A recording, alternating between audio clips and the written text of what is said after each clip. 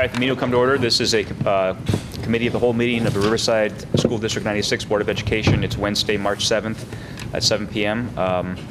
Marjorie, will you please call the roll? Mr. Barsadi? Here. Mr. Hunt? Here. Ms. Kleiber? Here. Mr. Marple?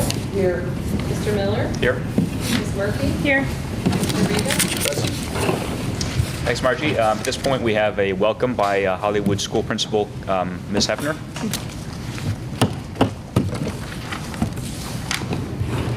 School Board for Riverside District 96. Thank you so much for coming out to Hollywood. I have added to your assemblage here Humphrey the hamster in honor of our school district or our school adopting a One Book, One Hollywood program. We've selected the book, The World According to Humphrey, and every family got a copy of the book, and they're reading it one chapter a night. During the school day, we have a trivia question on the announcements, and one child from each classroom gets to bring Humphrey home and write a little bit about what Humphrey saw in their home. It's a wonderful book that teaches kindness and empathy because Humphrey is a school pet, and so he sees what happens during the day, but then when he goes home with a different child over the weekend, he begins to understand why that child is the way that child is. And so the readers also build empathy for children who are different from themselves. So we're having a lot of fun with that. And on March 22nd, right where you're sitting, there will be an obstacle course, and we'll have an acrobat wheel in here, and we'll have many other different hamster-like activities and some hamstery snacks. So if you'd like to join us, please come. So thank you again for coming out to Hollywood. Thanks, Ms. Hefner. It sounds like a great program and a very interesting book. To check that out. Next, we have public comment. Is there any public comment? If there's no public comment, are there any proposed changes to the agenda? Any board member have any proposed changes? If not, just before moving into committee meetings, I'd just like to read, we got a letter from our attorney, Franzik. I'd just like to read it quickly. It's just, it's about their fees. I'm writing to touch base regarding the legal services report for the district. The billable rate for partners has not been increased since we began working with the district 4 years ago in February 2014. We're proposing an increase, to increase the partner rate by $10 from $275 to $285 an hour, effective April 1st, 2018. The rates for associate attorneys will range from $240 per hour to $265 per hour, depending upon the experience level of the attorney performing the work. Please call at your convenience with any questions or comments. So we now move on to the committee meetings. First committee is Finance. Rich? Thanks, Jeff. First on the agenda tonight is the PMA financial considerations for long-term facility planning. And I believe that Ms. Beckwith is going to do a little presentation for us.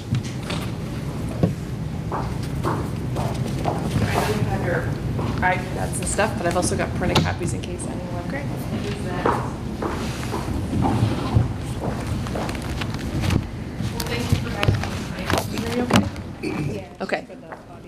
I'm sorry? It doesn't actually come through. It's for the video. Gotcha. Okay. Thank you. All right. It's great to see you. I'm Tammy Beckwith-Shelmel from PMA, and thank you for having me out tonight. Appreciate the opportunity just to talk with you about potential financing approaches. I know that you're having some discussions later in the evening about your master facilities plan. I think the goal of this presentation is to start to get the juices flowing and start to think about ways that you might finance capital projects in the district. Just to give you a little bit of a quick history, I've been with PMA for a little over a decade. We provide several different types of services to school districts in Illinois, but I'm in what's called our public finance department. So I spend all of my time helping school districts and community colleges in Illinois actually issue debt. And we actually served as financial advisor to the district back in 2011 when it sold debt certificates for various capital improvements at that time. And I'll later in the presentation give you a little bit more color on that story from that time. And we also have served as what's called the district's dissemination agent for several years, and that's basically helping it fulfill its requirement to make certain financial information available to investors in your securities on an annual basis. So we've had that touch point with the district ever since you sold your debt certificates in 2011. Just first wanted to start off, every school district in the state of Illinois is subject to a statutory debt capacity formula, and it varies if you are a K through 8 or a 9 through 12 district. You take your current equalized assessed value, or your EAV, and you multiply it times 6.9%. And from that, you subtract the amount of principal that you have on debt that's outstanding. If you're a unit district, you just take your EAV and multiply it times 13.8% and get your net number eventually. So in your case, based on the EAV that you have and the debt you have from 2011 from those debt certificates, your debt capacity number is about $27.6 million at this time. So if you wanted to issue any type of debt, basically, this speaks to the principal only. It doesn't include the interest portion of it. This is the amount of principal that you're restricted by per statute. And every year that goes by, as you pay down more principal on debt and as your EAV changes over time, that debt capacity number will grow each year. Just as a quick snapshot of the debt that you have outstanding, as we've talked about, you have your debt certificates from 2011, and you have a few more years of principal payments. They'll be paid off in fiscal year 2022, but that's the only debt that the district does have outstanding at this time. You don't have any bonds outstanding. I'm going to talk about bonds more in a minute, whether it be on a referendum basis or on a non-referendum basis. Some school districts, I would say most school districts that are tax capped in Illinois, have the ability to issue different types of non-referendum bonds because they have what's called a debt service extension base, or a DSEB. And that goes back to legislation that was passed in 1994 and basically said if you were a school district in a tax cap county and you had non-referendum debt in levy year 94, that set forth a DSEB going forward, and you could then issue debt as a school district on a non-referendum basis as long as your annual payments were never more than what that DSEB is. But you have to have a DSEB to issue some of those types of non-referendum debt, and the district does not have one. Okay, there are different ways school districts can finance capital projects. We'll talk about these initially, and then we're going to go into more discussion on a couple of them in a minute. Districts always have the option to issue bonds via a referendum or voter approval. There are the non-referendum bonds against the DSEB, which I just talked about. And then there are other borrowing mechanisms that you can enter into, but you'd have to pay the debt service back from operating funds. One option are alternate revenue bonds, which we'll talk more about in a minute. There's debt or lease certificates, and of course, you have history most recently from 2011 with the debt certificates. And then you could do capital leases in some cases too, depending on the scope of the project. But again, the main common feature between these last three is that you're going to use operating dollars to pay debt service. So debt certificates. So what are these? And again, you're familiar because you've seen in your audit or you've talked from time to time about the fact you have debt certificates, which are an allowable form of borrowing for school districts in the state. So again, you are saying as a Board of Education, if you issue these, we're going to use operating funds to pay the debt back. In fact, statute won't let you pay them back from anywhere else. You cannot establish a separate property tax levy, for example, to pay them back. There is no public hearing requirement. There's no 30-day petition period, backdoor referendum, anything like that, simply because you don't have the ability to extend property taxes. It takes one board action to authorize the sale of debt certificates via a resolution. The maximum length of term on debt certificates is 20 years. And of course, your transaction from 2011 goes out roughly 10 years. That was the decision the board made at that time, but you could go out as long as 20 years if you wanted to. Alternate revenue bonds are kind of a twist on debt certificates. A little more serious in terms of the use of operating dollars. In fact, you as a board have to make a commitment up front. We're pledging a specific revenue source within the operating fund. So that might be your corporate personal property replacement tax revenue. It might be general state aid, developer donations, impact fees, or the operations and maintenance fund property tax levy. You actually cannot pledge education fund property tax levy to pay debt service on alternate revenue bonds. They're often called double-barreled bonds because if something should happen, and let's say today you're going to issue alternate revenue bonds and you pledge general state aid toward payment of debt service, and let's say in 5 years general state aid no longer exists, then you have the ability to use the second backup revenue source, which is the property tax levy. So there really are two sources of revenue. Again, if though, only if you have the initially pledged revenue source has gone away. When you issue alternate revenue bonds, you have to demonstrate that you actually have 1.25 times coverage to pay the debt. So if you're going to go with a debt structure where it's a $100,000 payment for 10 years, you have to demonstrate you actually have $125,000 of a pledged revenue source available to pay the debt service. And so districts often use alternate revenue bonds as a way to pay for projects, but you have to, like with debt certificates, you have to feel really comfortable that we can in fact afford to make some payments out of our operating funds. The length of term can go as long as 40 years. I don't think I've ever had a client go out more than 25 simply because the interest cost on the end would just get so expensive. They sell in the market very similarly to general obligation bonds like referendum bonds or non-referendum bonds against that DSEB. Debt certificates actually sell at slightly higher rates simply because they don't have the backing of the property tax levy, and investors want a little bit more of a rate, usually between maybe 10 and 20 basis points or 0.1 to 0.2% for that. You do have to have a public hearing if you're going to issue alternate revenue bonds, and you also have to go through a 30-day petition period where you notify the public of your intent to sell these bonds. A notice goes in the newspaper, and during a 30-day clock, if at least 7.5% of the registered voters sign a petition and bring it to the board, you'd have to make a decision at that time either to abandon your plans for the financing or go to direct referendum and ask for approval to issue the debt. Okay, any questions about debt certificates or alternate revenue bonds? Okay, so let's talk now about your situation. I know that you're all very mindful of your board policy as it relates to fund balance, and we consider the operating funds that are listed here with your ed, O&M, transportation, IMRF, and working cash. Your board policy says that you're going to strive to maintain 40% fund balance as a percentage of the expenditures in those funds. And as of June of last year, that operating fund balance is about $27.8 million, or roughly 111% of expenditures. So certainly a healthy fund balance, and obviously a testament to the fiscal stewardship of the board and the administration. We understand that the high mark, if you will, in terms of potential scope of projects is just under $28 million. So starting at that conversation point, we said, okay, well, if the board were going to consider using fund balance for a portion of the project, what would that do to your fund balance position? So what we did here was just try to articulate at the bottom, for example, if for the master facilities plan, if the Board of Education decided to contribute $17 million of its fund balance toward the project, it would drop it to just under $11 million in fund balance. Your fund balance would drop to 43%. So being mindful of that 40% minimum, and you would finance just under $11 million, okay? So for every $1 million of fund balance that you use toward the project, based on where you stood in June of 17, that results in a 4% reduction in your fund balance as a percentage of the expenditures from last year, okay?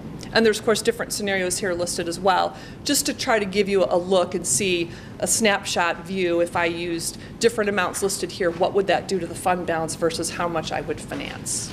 Okay. I wouldn't expect anybody to read these up here, so I apologize they're so small, but you have them in the book or on your iPad.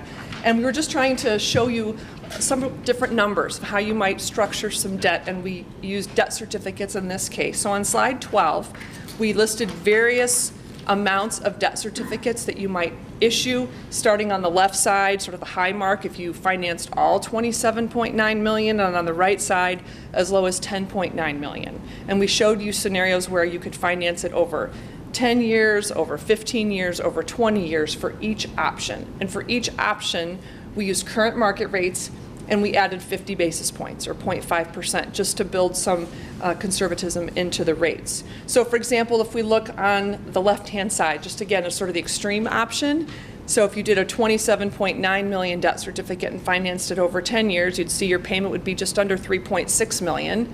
If you did it over 15 years, it'd be about $2.5 million, and over 20 years, it would be about $2.1 million. So again, this is starting to speak to, and I know that's the high number, but understanding and thinking about impact on operating funds if you're going to issue debt certificates or even alternate revenue bonds, what that would mean on an annual basis for your budget.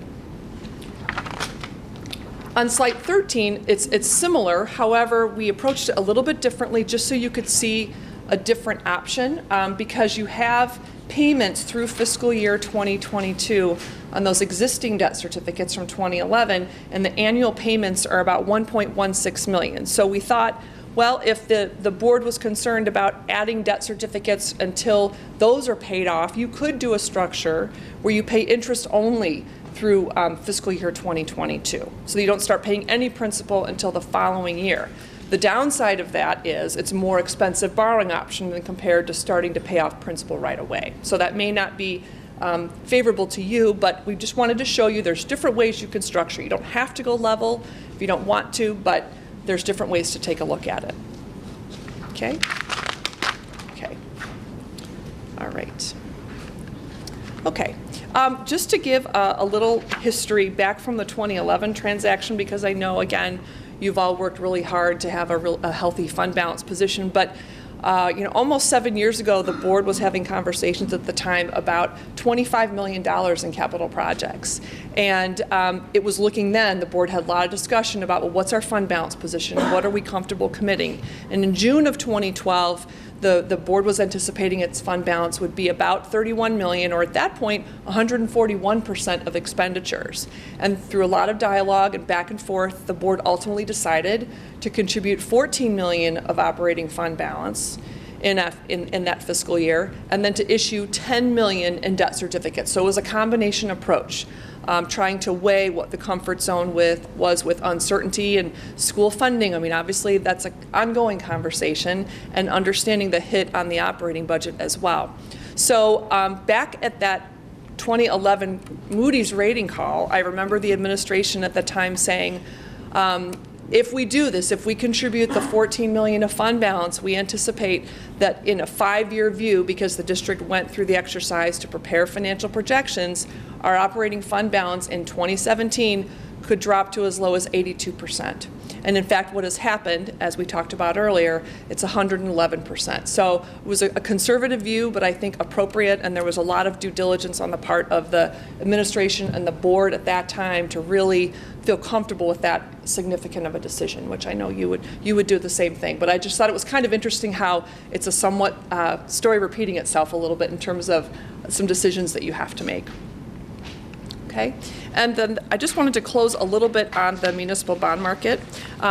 This is an index. It's called the AAA MMD index, and we look at this every single day. And MMD stands for municipal market data. So whether you are a school district in Cook County, Illinois, or a different type of governmental issuer anywhere in the country, your bonds are going to sell relative to or a spread to this index. And so the different colors just represent different points on the yield curve, okay? And this goes back roughly 10 years or so, but if I took this back another 25 or 30 years, what you would see is, from an historic perspective, we're not at the very lowest point in rates, but we're pretty darn close. And the market tone is still very, very strong. We've had some interesting things happen in the last few months. You recall the change in federal tax law that's impacting individuals, it's impacting corporations in terms of their income tax rate. Well, there's also some change that's influenced the municipal bond market. As an example, that you can no longer execute what are called advance refundings, which means it's limiting your ability as a school district if you want to refinance debt down the road.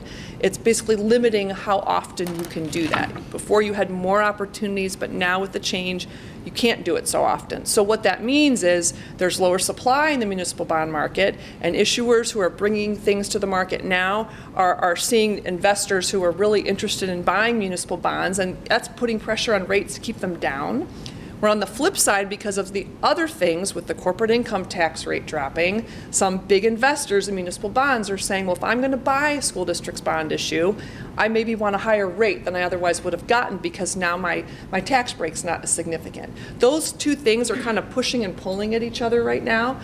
So it's sort of interesting for us to watch. And I think it's going to take a good chunk of the 2018 calendar year to really understand all these dynamics at play and what the municipal market will do over the next several months. But in the short term, I think we're going to see moderate and normal volatility in the market. So as the board perhaps contemplates some sort of borrowing, you just know from an historic perspective, it's a really strong time to be in the market. Okay? Any questions? Very comprehensive information. Glad you put this together for us here. Any questions for Ms. Beckwith? One quick question here. So the rates that you're quoting on one of the charts back there, does that assume, are these bonds or the rates that we would get for that, is that callable or non-callable? Yes. So all of these assume at this point a standard 7-year call. So meaning anything that matures in 8 years and beyond would be callable in 7 years. If you go shorter, you'd have the option to do it, of course, but there would likely be some premium or some cost to you for doing that. But the standard call feature right now, there's no additional cost built into these rates for that. And that's what we currently have outstanding? So similar terms? Your debt certificates from 2011 were not callable because back at that time, a 10-year call was standard and you were right within that 10-year maturity. So the board at that time felt like the premium to do that wouldn't be beneficial to the district down the road. Okay. Okay, but go ahead. Now, I guess I understand the fund balance and how that would impact the debt, but and the amount that we might want to borrow. But I wonder from from a private sector perspective, there are certain advantages for borrowing and going into the debt market. I'm wondering, from this side of the fence, are there any other things that we might not be familiar, I might not be familiar with, in terms of why a board like this would want to borrow when we have a cash balance? Yeah, I think it's a bit of a trade-off, right? Or trying to balance that, because understanding you do have fund balance and you want to use some of that. And this is using fund balance for one-time capital projects is a very appropriate strategy. In fact, even in the eyes of the rating agencies, they look at that very favorably as long as they understand how it's going to impact you and what the plan is. So I think that's an important factor to consider, but also weighing, okay, what unknowns are there out there for us as a school district, right? We know we've got pension things hanging out over us. There's talk about property tax freeze. Your percentage of state funding is low compared to maybe some of your peers, higher compared to some of your peers, but depending on what happens in Springfield longer term about state funding, that's another thing you want to think about. So I think and of course, you're mindful of what your fund balance policy is, right? You're at that 40% is what you have. Not that you can't have discussion and modify that, but I think all those things have to come into play, and ultimately with what the board's comfort zone is at the end of the day. Okay. Okay? Just had a couple of questions. I know we talked about a little bit about this when we met on Monday, but I just want to ask, for the benefit of the board. One is, your company PMA, how are you compensated through these? If we were to say to borrow money, how is your company compensated in that? Sure. So we're compensated if and when there is a financing. So meeting with the board, if there are other meetings to help you to consider other alternatives, meeting with the administration, helping it through the entire financing process. We do all of that. Standard procedure, and then if and when there's a transaction and it closes, that's when we're compensated. It's through the transaction itself, and it's communicated as a percentage of the principal amount of debt that you issue. So sort of the average, I would say, percentage for the transactions we do is 0.3%. So if you're looking at a $10 million transaction, you're going to be right around that $30,000 fee. Thank you. And then the underwriter, I think you mentioned, also charges a fee. And what would that typically be? They do. It ranges, I would say, probably for you somewhere in the range of $4 to $8 a bond. So in that $10 million example, it might be between $40,000 and $80,000 is a pretty good range. And the interest rates that you sort of showed here on the sort of in yours, different scenarios. In the first plot, or your first table, those are all inclusive of these fees. That, let's like, for example, this, say they take the 20-year rate, you have something like 3.9%. That bundles all the fees and everything Yes. else. Is that Correct. so that's what we'd expect to pay? Is that your? Yes, of course, with the 50 basis point cushion built in there that I talked about. But yes, it's meant to represent your true cost of borrowing. And so the 50 base point cushion, that you're just being conservative. That Right. this number might be lower than the 3.9. Yes, that's right. Okay. That's right.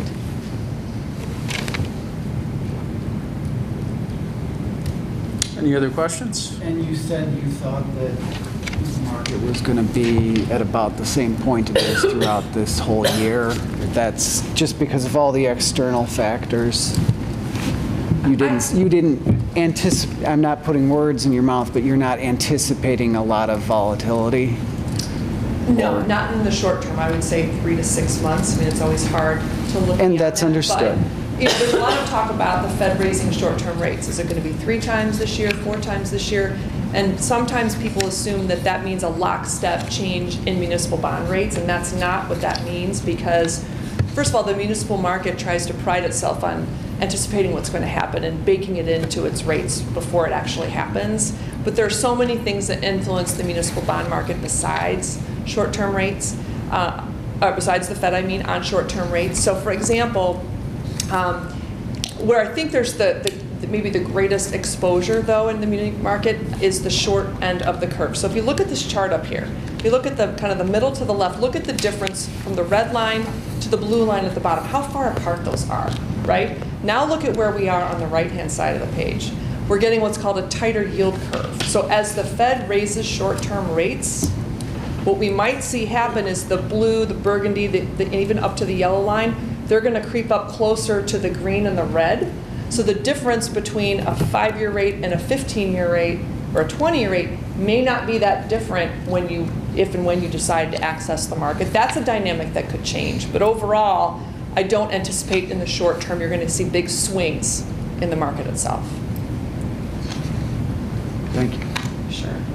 I'm not sure what other districts you work with, but what kind of, are you seeing more conservative approach as far as length of debt because of the state delays and issues with pension and with state funding? Mm-hmm. Has there been a change in the last, I'm just asking if there's been a change because of these uncertainties? Yeah, I mean, it depends, definitely case-by-case basis, and some of I would say the majority of the financings we work on with clients, a lot of them are property tax backed, so they were talking about extending property taxes, right, and having that's a separate, if you're tax capped like you are, it's outside the cap, so it's got its own circumstances that are a little bit different, but when we're talking about debt certificates or alternate revenue bonds, there tends to be a little bit more conservative view on the length of term simply because the interest cost is coming out of your operating funds. But again, you have to weigh that against the affordability factor in terms of that annual payment.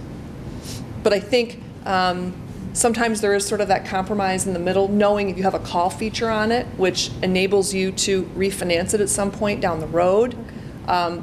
That also helps boards sometimes kind of get more comfortable with something that might be a little bit longer than they otherwise might be comfortable. Because if you can refinance it down the road, you might be able to, minimize some of that interest cost. Thank you. Mm-hmm. Could you explain the call feature a little bit more? Sure. So when you're going to issue a transaction, you tell investors, we're putting a call feature on this issue. I'm just going to say for example purposes right now, you decide to go with a 15-year payback on your structure. And it has a 7-year call. The maturities in years 8 through 15 are going to be callable in 7 years. So you're telling investors, and with the new federal tax law, you're basically saying, okay, in just under 7 years, because the law says now that you can refinance them within 90 days on a tax-exempt basis of that call date, so 7 years from now, okay? So investors know when I'm buying your school district's transaction, there's a possibility that you're going to call it in, pay me off on the call date, and after the call date, I'm not going to get any more interest. I'll get all my principal back, but I will not get any interest back at all. And that's a risk I know when I buy your transaction. But if it's that standard 7-year call like we talked about, there shouldn't be a penalty to the district for doing that. That's already priced. But if it's into shorter, then that's where you might see some premium built into the rate that the investor offers you. Thank you. I'm sorry, another question. Sure. It looks like it's in the electronic version, but not in the handout. I noticed that the district is pretty high up in terms of the credit score, I guess, for whatever it would be worth from Moody's and the other agencies. Just one below the highest rate. So Yes. I wonder, first of all, what would it take for us to get to that highest rate? Is there a significant premium for what we pay in interest, between the two rates? And depending upon the amount of debt that we might take on in the future, would that influence, going downward or any other direction? Sure. So I do have the slide up here, it was in the appendix, I should have mentioned earlier, but as you said, you had the second possible highest credit rating for Moody's at the AA one, which is a wonderful credit rating. And I remember going through the rating call back in 2011 because at that point it was really considered an inaugural rating because you hadn't had debt outstanding at that point for a long time. So it really was a really thorough presentation to Moody's. And they assigned the AA1 to you as a district an underlying rating. But they uniquely also said, we're going to rate your debt certificates the same level. What often was happening up until this past year was the rating agencies would notch the credit rating on debt certificates by usually one level, simply because you didn't have the separate property tax behind it. But in your case, Moody's said at that time, we're going to make them the same because this district is so healthy financially, and even using fund balance, it still has a lot of liquidity. From our point of view, we're going to make them the same. So that was really significant at the time. And if you look at the report, and I'd be happy to share a copy if you don't have it, the thing that was keeping you from the AAA was your size. Not as a school district per se, but your tax base, your area. Moody's does factor in size of the governing body into their analysis. And that's something you can't control. You can't control what happens with your tax base. The things you can control, the district has done extremely well, but that would still be a hurdle, I think, today that you would face. There might be a strategy thinking about maybe going to Standard & Poor's instead. S&P rates a lot of school districts in Illinois, and we've had some clients have some success that haven't quite been able to get to the AAA with Moody's, go to Standard & Poor's, so that might be a strategy we'd think about for this one. But I think you also asked, what's that differential in the rate between the AA level and the AAA, and right now it's about 30 basis points, 0.3%. So, and also getting into the AAA can open you up to a few more investors potentially too, who might have really strict investment policies and say, we want AAA rated paper. I mean, being in the AA, don't get me wrong, is outstanding, and you get a whole lot of interest from buyers being in the AA level, but there are some that might say, well, because they're AAA, I'll take an even closer look at it. Does that help? Yeah, absolutely. Okay. Well, I'm sorry, and then the last part is, would we be looking at a potential, sliding down the scale depending on the amount of debt that we would take on? At first blush, I'm not concerned about that, largely because of what happened in 2011, and you used a significant amount of fund balance. You showed this is the plan. You were very forthcoming at the board at that time, saying we plan to draw down the fund balance, and we will have to budget for these payments out of our operating funds. So if you use fund balance again for capital projects, and you have a well thought out plan, I'm not concerned, as long as you don't get below your fund balance policy. If you get below 40%, then I think that's where you're at risk for getting knocked down in your credit rating. Okay. Okay. Any other questions? Great. Thank Okay. you very much. Thank you.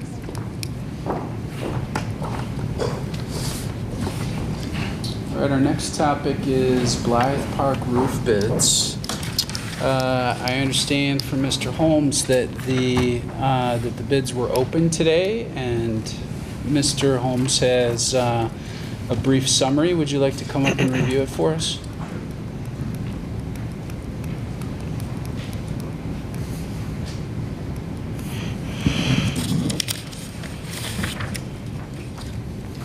So on February 27th, there was a pre-bid meeting, and 9 companies came to the pre-bid meeting.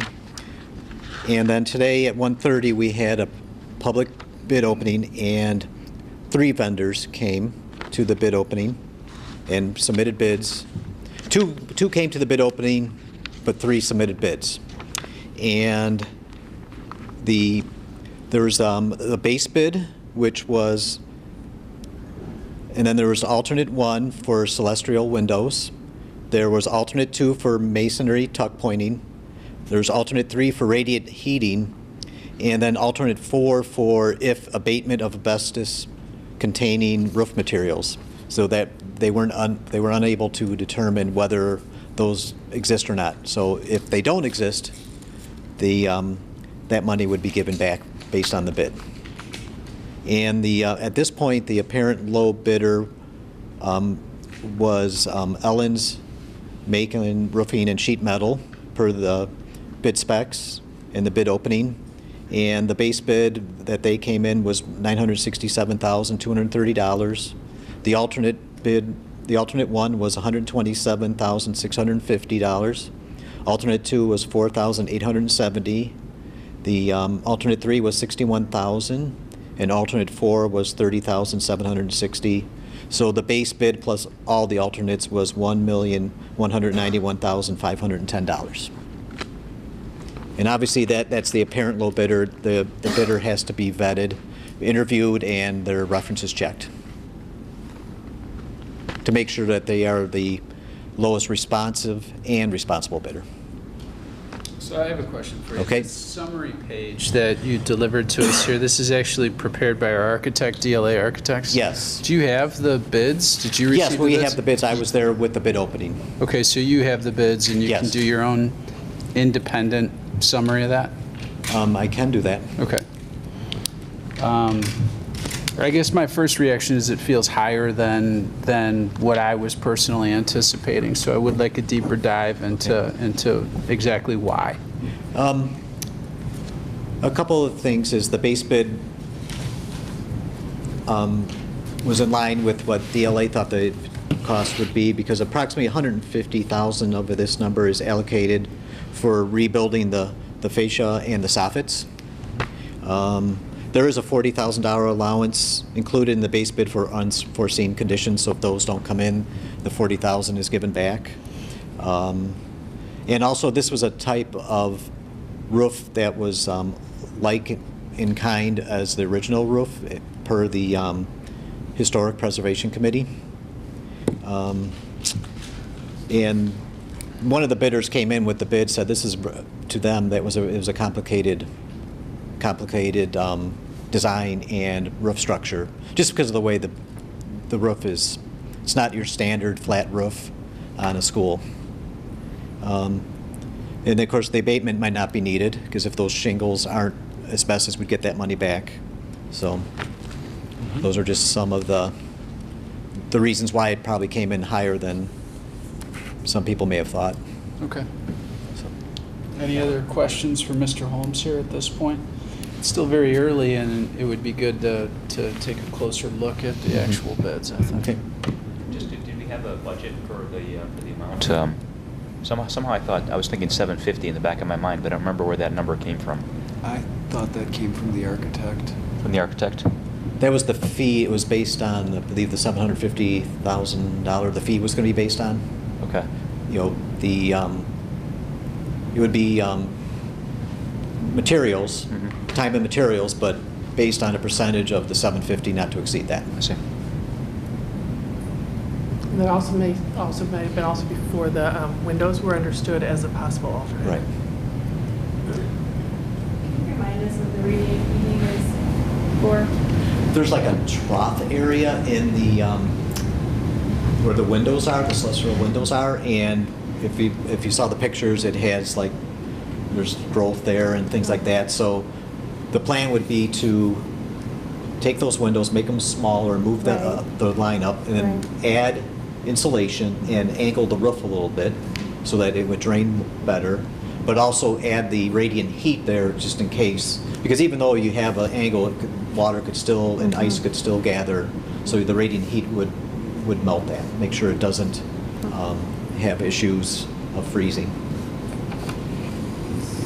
So Robert, I guess I was originally under the perception that if we did the alternate with the windows, then we didn't need the radiant heat. But you're saying that you'd get a boot and suspenders approach? Right. Or if you need to look at those bid documents again, that's Right. okay too. I mean, you can do it. I mean, if you're going to do it now, is that you would, economies of scale, they're taking the roof apart, you could put in the radiant heat. I mean, that if any of the alternates that I wouldn't do, that would be the one. So that's the decision to make if you want to. Yeah, that's why I asked. Yeah. It's a little confused. So, I mean, you When can. had the window to talk. If you weren't going to do any of them, that would be the one to take off. It was recommended by the architect just to do as an alternate. Right. Ultimately, Right. it's our So- decision, but Right. yeah, I personally feel like if we do alternate one, that really Well, I know. supersedes the need for alternate two. But it's an added measure, right? Yes. To hopefully eliminate ice dams. Well, if it were not to work completely, you could go back and do it, but it would be at probably a higher cost to put in the radiant heat, so. Question about the windows. When we had the windows on the ground floor restored a couple of years ago, there was a lot of concern about historical accuracy of the windows. That's sort of our big architectural element Right. of the building. Is that a factor in this for these windows that are up there? I mean, are The we? Historical Society said that It's not they were not concerned. Okay. They went through it and said, they asked about the lighting, it was looked at, it wouldn't really cause too many issues. And from what I understand, a lot of the rooms actually have shades over those windows anyhow, so. Okay. It's actually not visible from the street. Okay. It's Yeah. an Right. internal It's light internal. well. Okay. Yeah. Now, there are two other companies listed here that don't have bids, or those were anticipating to So receive? they were anticipating that they would bid, but they did not. And so I guess the bidding is still open, so they No, may it's- still, or? No, it's, Oh, we're done. it was a sealed bid, publicly bid, and they had to have their bids in by 1:30 today. So Oh. anyone who doesn't bid is no longer able to bid. Okay. Did we hear back from these companies as to why they didn't submit a bid? I think one of them, I'd have to talk to Carrie, one of them didn't have enough time to get it in. And some of the companies have already have jobs out there, they don't want to spread themselves out and add another job out there, so they didn't bid. Mm-hmm. And some of what she indicated was that it's also viewed, I mean, it's maybe because they have Yeah. other projects out there, but that it's viewed as a more complex project Right. than maybe a standard roof project. Mhm. I think speaks to all the points in the conversation we're Right. having. Any more roof questions at this point? Great, thank you, Mr. Holmes. Thank you. So I think our next topic here is facility prioritization. And we're going to figure it out today, right? Oh my God, that just seems like such a heavy topic. Get comfortable, everybody. So, I don't know what process we want to adopt with this. If we want to just start talking again over each topic using DLA's summary here. So I shared, and you actually have a hard copy in front of you, the minutes from the August meeting that had the initial prioritization. What you have in the overview from DLA is the prioritization represented also with estimated dollar amounts, because that was the question, is how can we prioritize when we maybe have guessing at what cost might be. So really what DLA did was take the same priorities, add estimated dollar amounts, and then it's really, it's organized around this idea of growth concern, so kind of that crowding flexibility concern question, security, safety, and then outdoor green space. So she kind of put it into 3 key areas with the idea that that might be helpful. I think to just revisit those priorities from the August meeting, and so you have that. And then really just to reopen the discussion, to see if people since that time have had time to either visit the buildings. We've certainly had a lot more conversations that's been ongoing. With this question of have things changed? Do things feel like either more or less of a priority? And to have that discussion here tonight, if everyone's comfortable with that. What's changed in your thinking, if anything, since our original conversation? For me, I think the priorities that we came up with originally, like sort of the global ones, are important. I think, though, to sort of frame this discussion, I think we sort of need to figure out, this is going to be a 5-year plan. And so I think we need to sort of delve down into how do we want to frame the discussion, such as like how much money do we want to spend each year for the next 5 years? I mean, because that would then, I think, drive a lot of what we're trying to do. I mean, and I also had some concerns too that I wanted to discuss here. Is that I know a lot of things they put in here were maintenance items, what could be considered maintenance items. Like we have to, like things have useful lives of 30 years. We're in 20 years in. I don't know if we should really be discussing that because that's something we're going to have to do. Like the roof, we're going to have to do the roof. I mean, we don't really have a choice with that. And so I almost would like to sort of talk about taking that out for discussion. And this is just sort of one thing that I would like to bring up, and just sort of given what because I did do a tour of the schools. And one thing I was sort of going through, and it's just something to just sort of keep in mind as we discuss what we're going to be doing, is that I know there's been a lot of talk about 21st century learning throughout the documents. One thing I did notice and didn't see, and granted there's a lot of documents, and I will say skim them all. I didn't read them all thoroughly, but I did look at them all. I didn't really see anything sort of addressing sort of the infrastructure behind that. And I know this is probably small compared to what we're looking at, but there's really no mention of like work in the data closets. And I went through a lot of the schools, especially over at Central. Those data closets are the backbone of what sort of drives a lot of these computers. They're sufficient. They're not ideal. And so we might want to consider addressing that as possibly as well something when we start talking about 21st century learning. Is that, would you consider that more of annual type work than capitalized type work? No, I consider that capitalized type work because once we're always going to have these switches, we're going to need computers, we're going to need that. That I would consider like sort of, we put on a cycle, we replace computers ever so often. The infrastructure behind that is something we do. I mean, eventually you're going to have to replace the switches and what have you. But the layout, I mean, we have drip pans hanging over some of the switches. I mean, we shouldn't have that. Mm-hmm. And so, I mean, it's a nice Band-Aid, but it's something we need to sort of think about bringing it up to. I would bring it up to standards so that we don't have to worrying about like a leak or possibly even moving it. If we're moving classrooms around or something, possibly moving it to a place that has proper ventilation, that's proper cooling. Mm-hmm. I like your idea of separating the maintenance cost and projects from the potential new construction. I think that's a good way to start because you're right. We have to do the maintenance, regardless what order we do them and how much and all that is, of course, remains to be seen. But I don't know if that's something that we need to decide, in a board meeting, like this. So I agree with that. I agree too. Well, I think in a way we do need to decide because that's going to be part of our yearly outlay. Right. The amount we need to do, yes, exactly. Well, how much do we want to commit towards those just keeping up with things?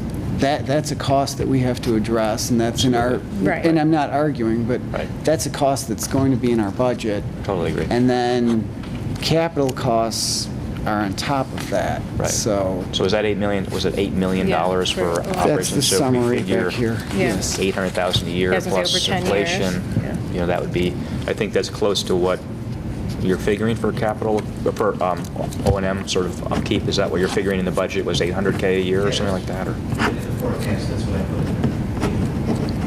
in the O&M fund. Okay. It would be good to see or anticipate if we're going to have extreme fluctuations from year to year. Like we might have to spend $2 million one year on a project and Like a roof. right, like a roof. Right.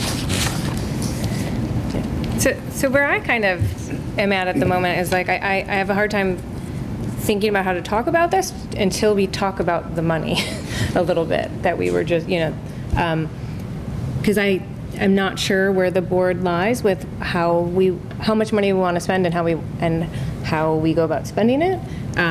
So to me, talking about prioritizing these, I think needs to happen in conjunction with are we really looking to spend 27 million? Like, these are all the projects we could do. We don't have to do all of them in the next 10 years. So I would love to find out where we're all standing on that a little bit, because I think that could guide our discussion on what we think is a high priority in that. Because if the board consensus is like, we only want to spend 5 million over the next 10 years, then my priority would change greatly. If we are looking to spend a bigger amount, then my priorities would adjust. I don't know if... I'm sorry to interrupt. No.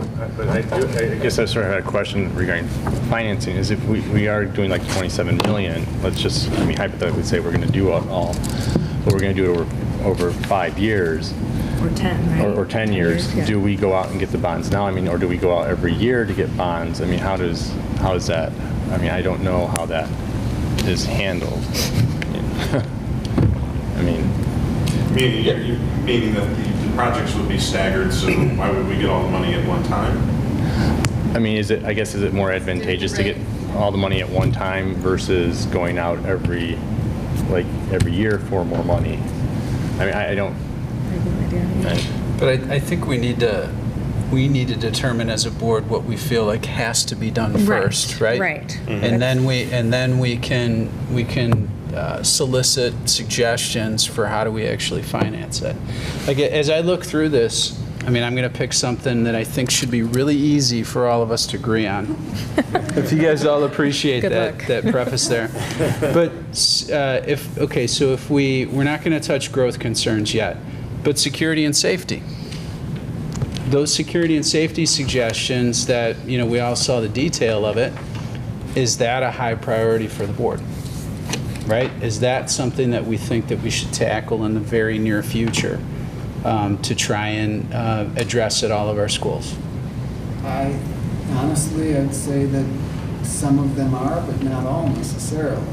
I agree with Joel. Well, then should we go through each of those items? Is that the goal that we really want to achieve here, Martha, is to try and get a greater... The problem with the cost ranges that are highly variable and Right. kind of thrown Right. out there. I realized she was ballparking, but it's all over the place. So I think the next step would be to come to enough agreement that we would ask DLA to then come up with concept design phase. And there's a cost to asking her to do the concept design phase, but I think it becomes this question of, do you want her to provide sort of conceptual ideas on all of this? Or is it safety and security? So you're right, it's an estimate, and it's an estimate. But my problem is, within the estimate, there's 3 or 4 different items which don't give us cost. An elevator is going to cost hundreds of thousands of dollars, just from experience, we know that. But she's got it lumped in with other things, like at Central. So that's the problem I'm having, is kind of delving into the pieces, and then she's got a giant range. So I'm also wondering too, when we start prioritizing, we're just going to do security, let's say, at all the schools and we address it. But if we want to possibly expand or reconfigure something, would there be synergies that we could gain from doing certain things at one time? Sure.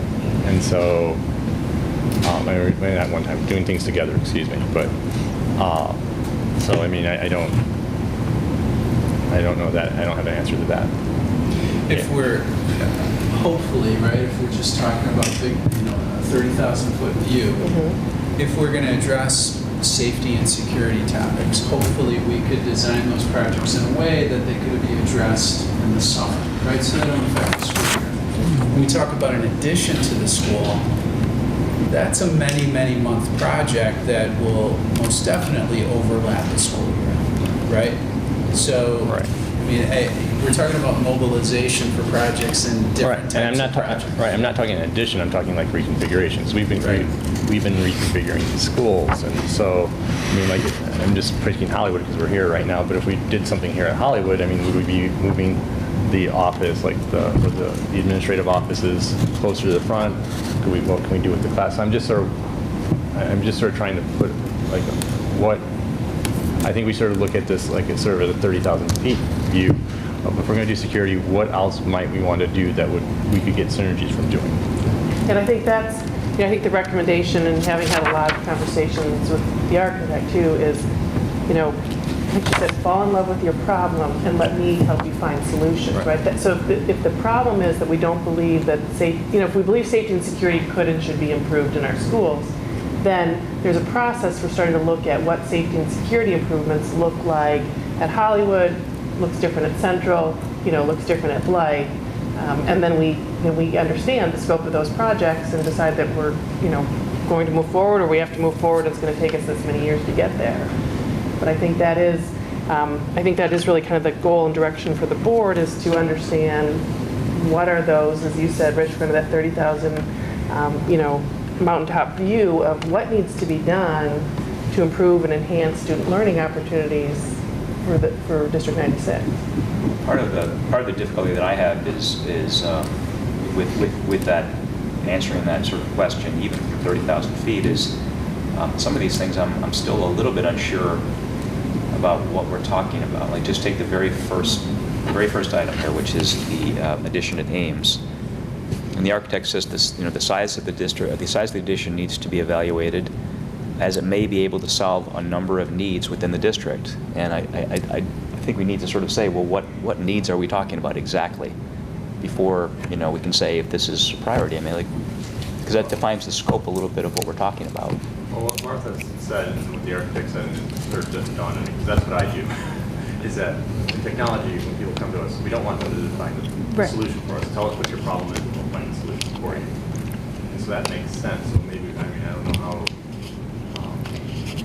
if we sort of want to go through the priorities, sort of say, okay, what is our priority? I don't know if for each school, I don't know how we wanted to attack. Or do we want to do it by topic areas? Like, if growth concerns are our biggest priority, then the architect would then come back with, I guess, and if we said growth concerns, can we say, okay, with growth concerns in mind, what can we do to address security and address these other issues? Right. And I believe the architect would be working in conjunction with all of our issues. She's aware of, the concerns. So I don't think if we decided to move, the office at Hollywood, they'd just say, whatever with that space. I think, would assume they would take that step as well. Yeah, I'm a little, we've never gone through this process before, so how do we approach it? I'm not exactly sure. So one other idea or consideration really is the facilities advisory committee, right? So a lot of districts do this work in committee and then really come to the board with a recommendation. Our conversation back earlier this year was to really try to work this through as a 7-member board. It does get a bit more complicated to do it that way. So I think that's another question is, do you want to refer this back to the committee to kind of have some of this? Do you want to weigh in tonight, refer it back to committee? Sorry to interrupt, No, but that's really the- going back to something Linda said, was it a month ago or 2 weeks ago, we were going to handle it here.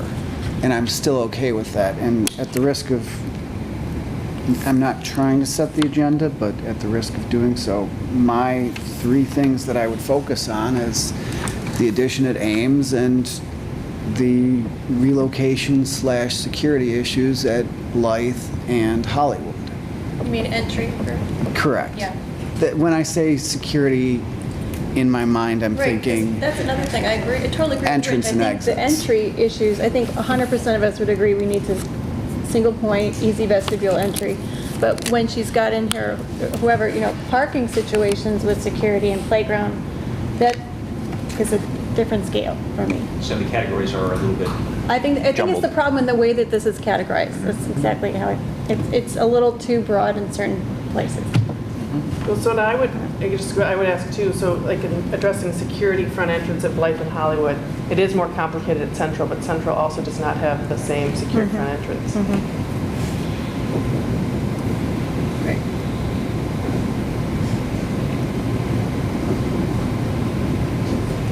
that would be where I'd want the architect. If we're going to spend money for the architect to be thinking about the problems that we think we're facing, I would, and thank you for reminding me about Central, but that I would say those entrances and Ames. Ames is the recognized. What are we talking about? I'm not. In my mind, Ames is additional classrooms to to address space constraints, and if it was financially appropriate, and that's a big and, is there a potential to move the district offices there? Now, there's a huge and there. And I think when you start thinking about an addition at Ames, the opportunity to look at the play space and the extra piece of property come into play as well. I wouldn't want to be going and doing multiple projects at Ames over many years. That's disruptive to the school. It's disruptive to the students. It's disruptive to the administration. No, I agree with that. Just for the question for the committee members, other than additional classroom space at Ames and potentially moving the district office there, were there any other things that in this sort of needs within the district that were potentially addressed by an addition at Ames? I'm just kind of coming back to this paragraph, and what else do we have in mind there? I don't remember anything additional. It was like possibly like some flexible learning spaces, you know. Teacher professional development spaces, things Professional, like that. I definitely remember professional Yeah, development. There was or spaces also that can be used for multiple things, you know, like maybe not. Right, where if the teachers, let's say there's a meeting at the school and Merrill has to train people, whatever, they go there. Or even, I think there was, an idea or proposal for moving board offices there as well, as part of that. Yeah, the district, yeah. Yeah, that sounds fun. And were we talking about a space for the early childhood program as well? Yeah. Again, we're assuming that. We remember talking about it. We're not sure that it's in here. Sort of very different kinds of things that have to be done there.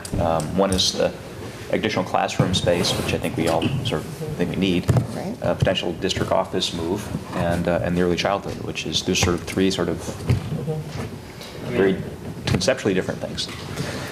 I keep going back to the fact that I know this is, I think, later in the agenda, but we looked at like the historical of what things were and where things are at with enrollment.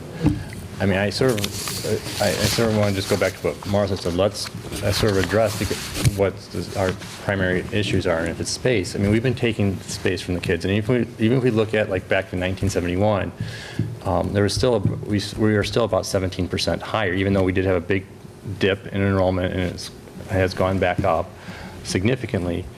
In the last like 7 years, it has gone up precipitously, I mean, over what it has been. And we've been slicing and dicing these classrooms. I guess what I'm saying is that, and also I should point out, too, was going through this, one thing that struck me was 1968 seemed like the last year we did any sort of major addition to any of the schools.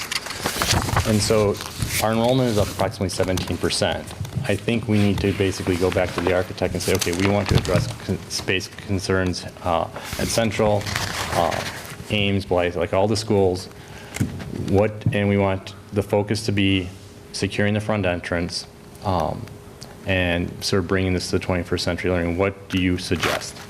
And have them come back. I mean, I know that's going to cost us money, but I mean, I'm not an architect. I don't know what would be the best solution, but I'm thinking that might be, have them come back to us with a plan of saying, okay, if we did this, addressing these concerns, this is what it would look like, and this is how long it would take. I have a problem with what does everyone mean by 21st century learning? If you ask 5 different people, you'll get 5 different answers. No, and I guess And it's extremely vague to me, and I'm a proponent of different methods, but it's very vague, and I think until we narrow down what exactly right, and I guess that's why I is sort of want. happening in the classrooms, I don't think we'll know. Right, and that's, I guess, why I would like to go to the architect and say, what do you mean by this? And do we mean like being able to flip a classroom to move things around? I mean, I don't know if we'll come here as a board to get some consensus on that, but I think if we have somebody to like guide us in that.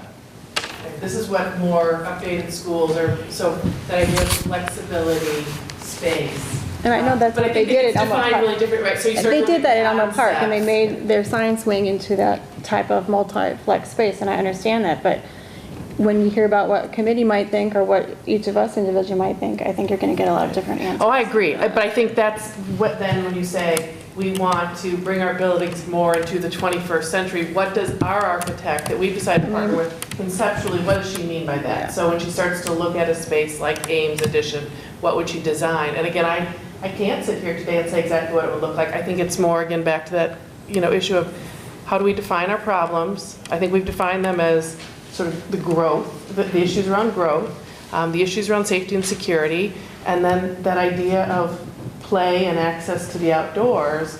And within all those things, I can start to say, and this concerns me, and this concerns me, and this concerns me, kind of within all those. But even I'm hesitant to say, oh, I would like it to look like this, because I'm not the trained architect. I mean, she's looking at, information from, I think, very strong community engagement, really good survey feedback. Go back to this, she talked to kids, she talked to staff, she's talked to the administration quite extensively. So I think there are a lot of ideas floating right now, right? And so I think that's the question of what do we want to kind of bring into focus to take a closer look And at. I think when we originally talked about this process, and I don't know, like Jeff and Linda and Rich even remember when we had this conversation prior, it was that we really were hoping for some options, option A, B, C, D, and because they all have different costs.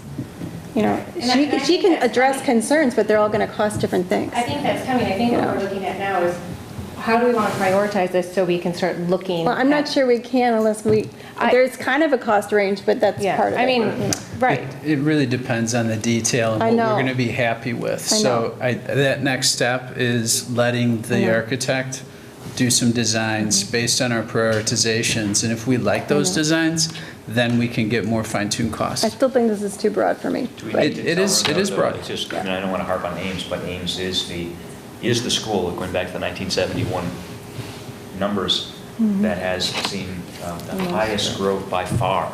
Central is not that different. Ames is, Blythe is not that different. Hollywood's not that different. Actually, Blythe might be less than it was in 1971. It is. But Ames is massively over 1971 numbers. So that's clearly an area where, assuming that 1971 they were fully utilized, they're not now. They're Which more. then, So- if we want to say let's look at Ames in particular with growth concerns, it could, the changes there can trickle through the, Right. the- But I guess my question is, do we need to tell the architect, yes, consider an option with the early childhood Right. thing there and with the district office there? Or do we just want to say, no, just focus on increased classrooms? Or how much direction do we need to give? I don't That is think the we need- direction we I don't have to think- give. That is the direction. I believe that's That's the correct. direction. And that's why I I said don't know if district. I agree with that. Do we have to give that direction? Or she comes Because back that's with- solving the problem. We're saying move ECE there. Like, to me, we're getting into the solving of it. I Well, think, sorry. from my understanding, we aren't just going to give it to her and she's going to give us one option. She would give multiple options with addressing multiple issues. Therefore, we don't have to make that decision right now. We would make it after we actually see concept drawings. Like, here's a concept drawing of Ames that would introduce early learners. Here's a concept drawing Right. of Ames that would leave early learners at Blythe. And here's a concept drawing at Ames that might incorporate early learners and the district office. Again, I think Yeah. that is, we are saying we have space, crowding, kind of lack of flexibility, right? So one of the conversations we've had is that really at both Central and Ames, if we were to add a section of kids simply because of an enrollment bump, we're out, right?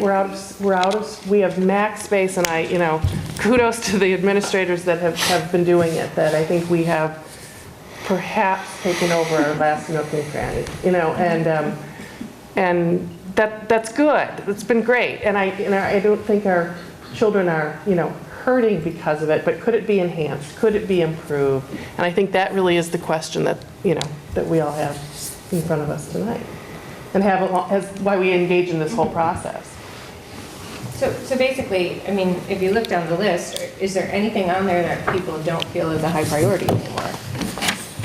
I'm not sure for me it ever was a priority with the ADA concerns at Central, and only because it's such a problem. No, I would agree with you. I totally agree. I agree. I The think- cost to do that. Impossible. I think also taking into account the age of that building. I don't want to ruin, I don't think pouring, no offense, Mr. Gatz, pouring millions of dollars into Central in that capacity is worth it. I do think, I personally love the courtyard idea. The I think getting courtyard idea is Central very kids out of Hauser Yeah. is very high on my priority list. I feel like it would solve a lot of scheduling issues. And that was just- very creative. I thought that was. Right, something like that. I agree, Right. the ADA, the installing, I mean, I would love for that to happen, but I think that is a very expensive project. I know. That, I'm not saying I'm against it, I just think it would be very difficult. to me, that I would agree, though, that's lower on the priority list, Right. but the infilling the The cafeteria. infill is very intriguing. Trying to The find, center part is, though, you're right, it does solve a lot of problems. It solves the Hauser schedule problem. It does. solves the lunchroom problem. And the thing we more have to bear in space. mind is that using the architect's metrics, I'm not sure I totally buy them, but if you just go with her numbers, Central has the least square footage per student. And, well, I buy the numbers, but I don't buy, we use the word overcrowding, but if you go into Central during the school day, you walk around, you go into a classroom, it doesn't feel overcrowded to me. It doesn't feel crowded at all. It feels like, Inside the normal. classrooms doesn't, outside the classrooms does. I think I personally felt more crowded in an Ames classroom than I did But- in a Central. Ames classrooms are That's just my smaller. personal Ames experience. classrooms are much smaller than Having Central's, visited, but I do think it's a very intriguing thing, and I'd be curious about it, but not at $3 million. And $1 million maybe, but not $3 million. Yeah, so I think this is what we're trying to get to, like, Right. like, that would be an idea of, and obviously, it might not be infilling that courtyard, it might be something else, but that would be Carrie's Right. job to figure out. Right. But if it's a priority of ours to Right. get Central their own multi-purpose space for lunch and things And like that that, lunch that could issue be is a so really huge. helpful thing to our school district. Let me ask this, would this maybe be a way to possibly frame this, because I still think we should need to go back to the architects, have them come up with a solution. What if we just highlighted I'd say the top maybe 3, maybe 6 issues at each school and take it to the architects? These are our issues. How do you propose we? We've been doing that for I was the gonna say, last few years, I already think we're at No, the no, point right, that we no, have I'm not, right, I guess, Formally. right, and I'm saying formally, because then we're not dealing with $2.5 million to $5 million range, we're dealing with maybe, okay, a $2 million to $2.5 million range. I mean, we're being a little bit more. Yeah, Are see, I you think. saying flesh out these ideas a little more? Is that what you're saying? Because, I mean, I think these are the architect's ideas right now. It's not like we can come up with new ones, right? It's like, these Well, I are think these aren't ideas, these are proposals. more so issues, the issues. So, Well, but these are proposals. It has a solution with it. These are proposals for doing something with the entranceway. I mean, they're specific proposals, Right. actually. And I'm not sure that she's going to have other ones, right? I mean, this is kind of what we have, I guess, what's been offered, right? But I think you start to say, the addition at Ames could be this size. So the Right. reason why there's a range there is because it's Yeah. a different set of number of rooms, right? So that's why, right. And because we have. I'm still confused, actually, on how the village will allow expansion and what our constraints are. I still feel fuzzy about, We don't have precise data on that yet. no, and but I'm not we've saying it had has to initial be, but that would conversations. affect my, We've had initial conversations, so our architect understands what the buildable square feet can be right, ultimately. right. And can it, that's a question I have, is we haven't had as many talks about the district office as Ames, but, and how many rooms we'd need, but I'd like to hear the difference, I guess, in And it- classrooms with or without that included. And I know I have to be careful, we all have to be careful, sort of our public brainstorming, as we said, I want to say, I define the problem, not the solution. In a committee meeting, one of the conversations I believe Carrie had shared is just to be careful about moving the district office to Ames, is that you might just trade one problem. Right, Exactly. right. I totally Yeah. No, I'm not sure that was one of our initial discussions, to move it to a different school.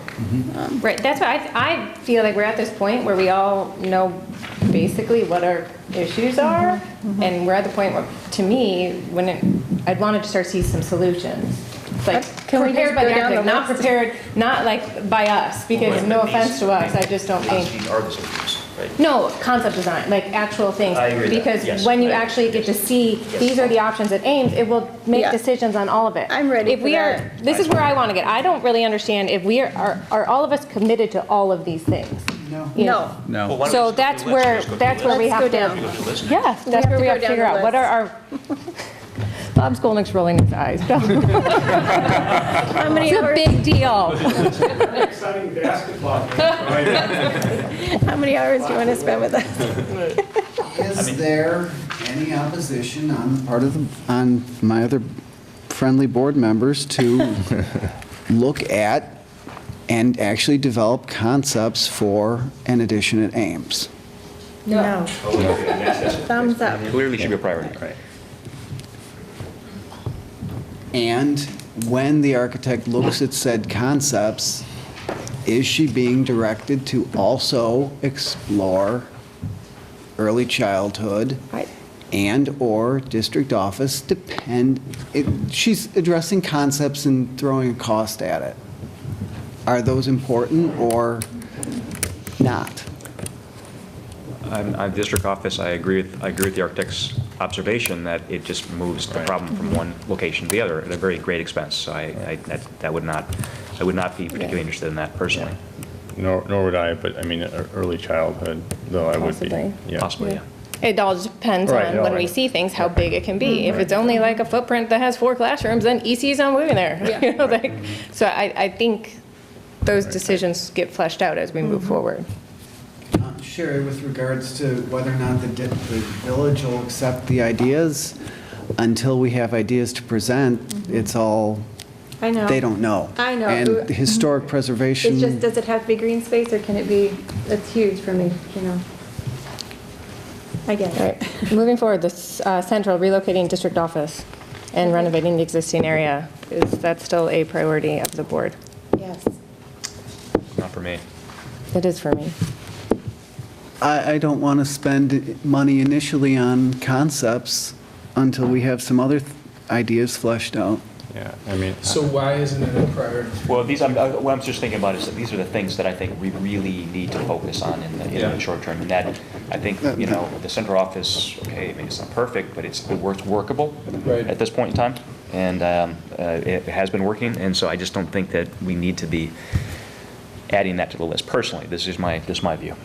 And so the way I look at it is that, you know, we know Central's busting at the seams, right? And this could be a way to add another use, space use, Pretty where easy way. the district office location there isn't critical. I think the district office location at a school is really important, but we may have to sacrifice that to create some more space that Central needs. That's sort of where I come down on it. That's exactly how I feel. Yeah, and sort of where I'm coming from is we're looking at like sort of 2019, starting this in 2019. That's, well, I think long-term we should look at it. I don't think we should look at it short-term because we've got other things coming down. And then also I'm looking at this, which I know has sort of always been implied, but never, I don't think really discussed, is what is it going to cost, not necessarily to physically move them, but what's it going to be costing on our operating budget every year Right, to for be renting rent. space? Rent and- right. It's an impact, that's for sure. Yeah. Okay, so, Well, I was going to say about the district office, my own thinking is, just from listening to all of you and listening to, you know, within the district, is the idea, is the space the district office sits in central school? Is that part of the solving the crowding at central school? Not that the district office needs to move, but that, is that a solution? Is that even perhaps an easier solution, less expensive solution than like a courtyard addition? Right. and Right. maybe those are both things to look at, because there might be some way to rearrange the area to get the same thing we would, you know. You mean like for a lunch space? I don't know, I can't envision it, I'm not an architect, so I It's out don't. there, but Well, I guess, For a multi-purpose space that could be used in some way. it seems kind of small. Or maybe it allows another shift that could Maybe. happen to solve the lunchroom problem. So that could kind of be the same, like at Central, without doing an addition or creating an ADA, you know, like that whole thing, how do we find more space in Central? Is that a priority? Well, if we do something there, we presumably have to do some ADA stuff, right, wouldn't we? I mean, that's always bundled in nowadays, right? When you- It's always right. I think as you start Yeah, to I mean- renovate, your renovated space Has to be. has. Yeah, I mean, what she was talking about here was, you know, Entire building. the entire building. No, I'm saying, is finding space at Central a priority of the board? Whether it be through moving the district office or looking at the courtyard, is that a priority? Because I think that is what we would tell her then. We would like to find space at Central. Could I Are ask you just one- asking for a straw poll right now? Is that what you're doing? I don't know. Yeah, Well, let me sure. just ask one question, which is, Sure.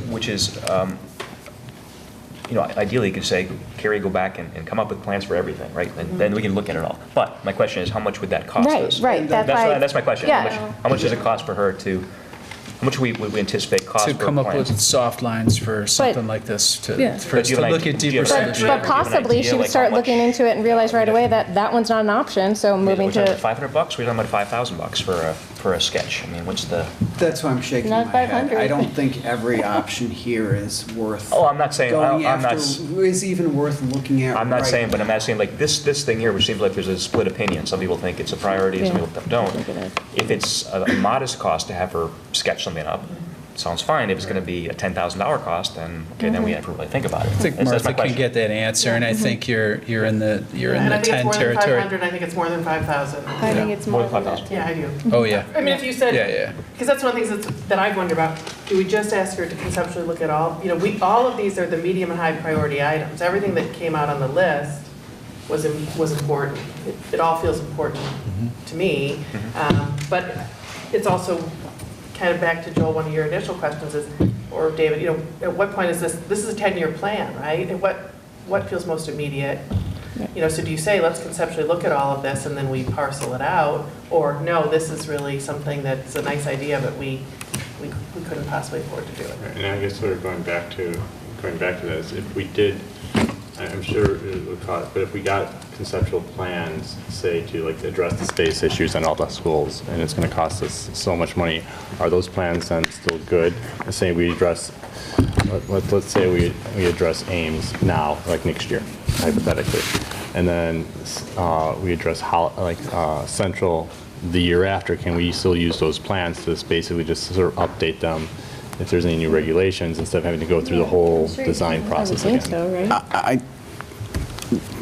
In theory, a building plan should be valid for if it's done at a conceptual level, it should continue to be valid. But I even think I suppose I'm drawing this line in the sand, but I think Ames is the priority, and that's where I would want to spend money on the architect to come up with solutions to the space problem there. Well, I'm not disagreeing that Ames, I mean, I think we do need to address Ames. I mean, we've got the land, we've been sitting on it for a while, let's move forward with it. I guess I'm just sort of trying to figure out how do we handle the other schools and their space issues at the other I will schools. say, I'm just talking to the other administrator here just the other day with sort of some of the same question. I believe Central feels every bit as crowded, if not more, right now, in terms of some of the weaknesses, in terms of student spaces that we've set aside, and the same question of if there were another section of enrollment that were to just pop up this year because of, right. We moved, as you recall, we moved our advanced learners up to the tower area. Right. We actually located a special education classroom into what was a conference room. It's a generously sized conference room. I know Mr. Gatz runs conferences in his own office or closes the library for the part of the time. So, and conferences aren't conferring with one or two parents. So I'm thinking of something like an IEP meeting where you might have 8, 10, 12 participants in a meeting. Those are the kinds of things when we talk about crowded. The classrooms feel nice when kids are in their right spaces. It all worked. It's there's a special event or something unique or different is happening, band and orchestra, small group practices, and the scheduling and rescheduling that goes into that kind of thing. That's that flexibility part, right? That there aren't easy options for that kind of programming or those kind of programming shifts and changes. And that's sort of why I sort of go back to, because if we did that, I mean, all schools are suffering space issues, and I'm not going to say we're all suffering space issues, and I'm not going to say which one's suffering the most right now, but I guess that's sort of why I'm saying, what if we did conceptual drawings on addressing our problems of space, security, outdoor space, and spend that money, even though realizing that we might only do one of those projects or something like that, but it would at least give us a better idea that, because I'm sure she's not going to be able to do it before, like in a month. I mean, or before I said our next meeting. But we'd have something that then when we start seeing the enrollments, and if Central does need another section, we can sort of say, okay, well, as much as we want to do Ames, we have to do Central because we have to add another section or something like that. But I think it would just give us a better information to make a decision on what we wanted. Well, isn't it one of the purposes of adding extra space at Ames is to relieve the overcrowding there, but also to basically accommodate if we do need another section, God forbid, that would be the place where we would go. Isn't that kind of the intention of actually the addition? I thought it was a That is. thinking. Right, no, that is, but I guess what I'm trying to say is that if we spent the money and had the architect address the space issues, the security issues, and our issues at these schools and come up with a plan on how to address it, we would have a better idea, I think, of how to prioritize, because then we would have, say, oh, okay, this is what 21st century looks like to our architect, this is what it looks like, or this is how we're going to address these problems, that we would have an idea. I mean, I'm not one for spending money, more money on this, but at the same token, I feel that we're trying to prioritize something, trying to sort of say what are we going to do without really knowing the whole picture of the. I'm not sure she can turn around those drawings, though, in the timeline that you're suggesting. No, I don't think the she step can't. before that is that Martha gets pricing and maybe coming up with designs for, if I could suggest, our high priority items. I think we should continue down the list. I agree. I think we should continue down the list, see what seems the most pressing, and then I feel like we're at a point we have to move forward, though. Like, we have to start, like, I don't think coming together to have this conversation again is going to be helpful in any way. I think we need to start seeing things, we need to start moving forward, because I think that's where we're going to start navigating all of it. And so now we just have to figure out. I doubt there's any economy of scale in something like this, right? So, I mean, if we can, come up with a short list to begin, and then if we decide, well, wow, we want to take a look at this as well, then at future meetings we can make that decision. But it seems to me that, we can limit it to a smaller number initially, with the idea that we may add more later. So let's go through the list and see what our, so. It was addition with or without ECE, but now district office, correct? I don't really even care about the details. I just say, let's look at an addition and see what it could hold, and then. I thought we did want to care about Yeah. that just because we didn't want to draw in another sketch, isn't that? Well, we sort of decided we didn't want to consider the district office at Ames, isn't that we? Jeff, I'll be honest, I disagree that Yeah.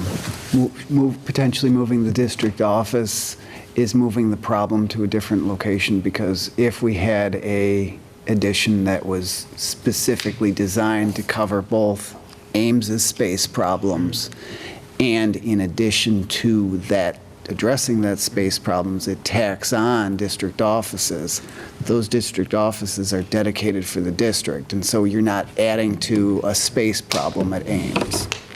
Except I think the comment maybe from the architect was that she knows that the footage, like what we could actually build there, and moving the district office there probably isn't. It's not, Yeah. Her job So, to yeah, figure so it sure, out. yes, let's it. I don't realistically think that's going to happen. There's going to be enough space for all of those things. So is that still a high priority for everybody? Yes. Ames. Does everybody agree? Just raise your hand if Is it's that still a high high priority for everybody? Let's get this moving. Ames in general without any sort of specifications. Yeah. I think- We can direct her to say, hey, maximize our opportunity here, build it, utilize your full buildable square feet and see what problems you could solve. Yes. Fine. That's what we're going to do. Okay, so I'm going to just keep moving on. So, and instead of just going around the table, raise your hand if you think it's a high priority. How about that? All right, central, finding space for growth concerns at Central. High priority?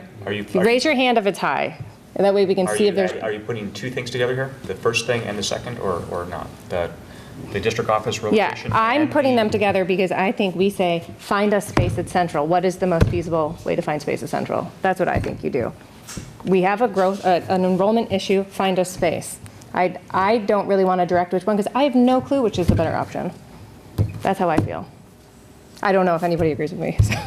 I think you have So a couple- five. I think everybody's five afraid Okay, we of have you right 5 high I priorities. still think the courtyard is more versatile. I kind of agree with that, but yeah. Okay, well, let's let the architect decide that. That's what I think we should let the architect figure that. Okay, so there was 5 high priorities, so general consensus is a high priority. Moving on.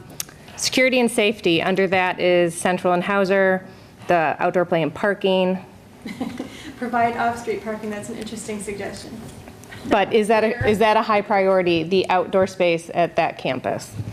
I think it is. Separating play and parking. play and That- parking. yeah. See, The fact that I see a kid almost get run over every morning, like in that parking lot, I think is a huge concern. Yeah. Every morning? Yeah, as people go through the parking lot and come out on that little strip going into Woodside, kids get like almost hit repeatedly. Are you talking about tearing up the parking lot and moving it? No, I'm talking about giving the architect the idea that that is a high priority and that she would come up with a solution. Okay. Granted, we don't have to accept all of these solutions. It's the fact that, Well, she gave us a I might- solution though, providing off-street parking, and I just don't know where that goes. Right, and I guess this is my thing. I'd lump that under security.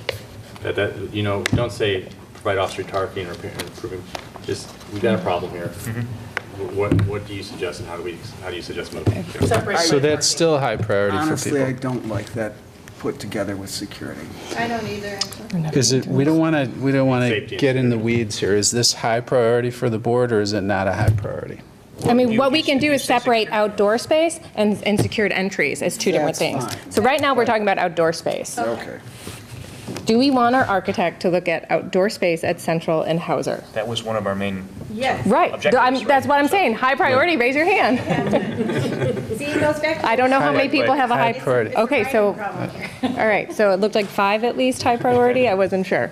Okay, now we're talking Outdoor about, space, central Hauser. yes, now we're talking about, I'm sorry, I'm just trying to move this but I along. just want to say though that like if it's a green roof that we're talking about, then I'm like, then it's not a high priority for me, right? Right, If you don't have a right, sketch no, of a I green think roof, we've it's already, like- I think our feedback to her was already that that's not an option. Yeah, So we told her that. We've already been moving this process along, that those certain things are not options, so, you know, and most likely a synthetic turf field is not an option, so we already have, you know, moved that way, I believe.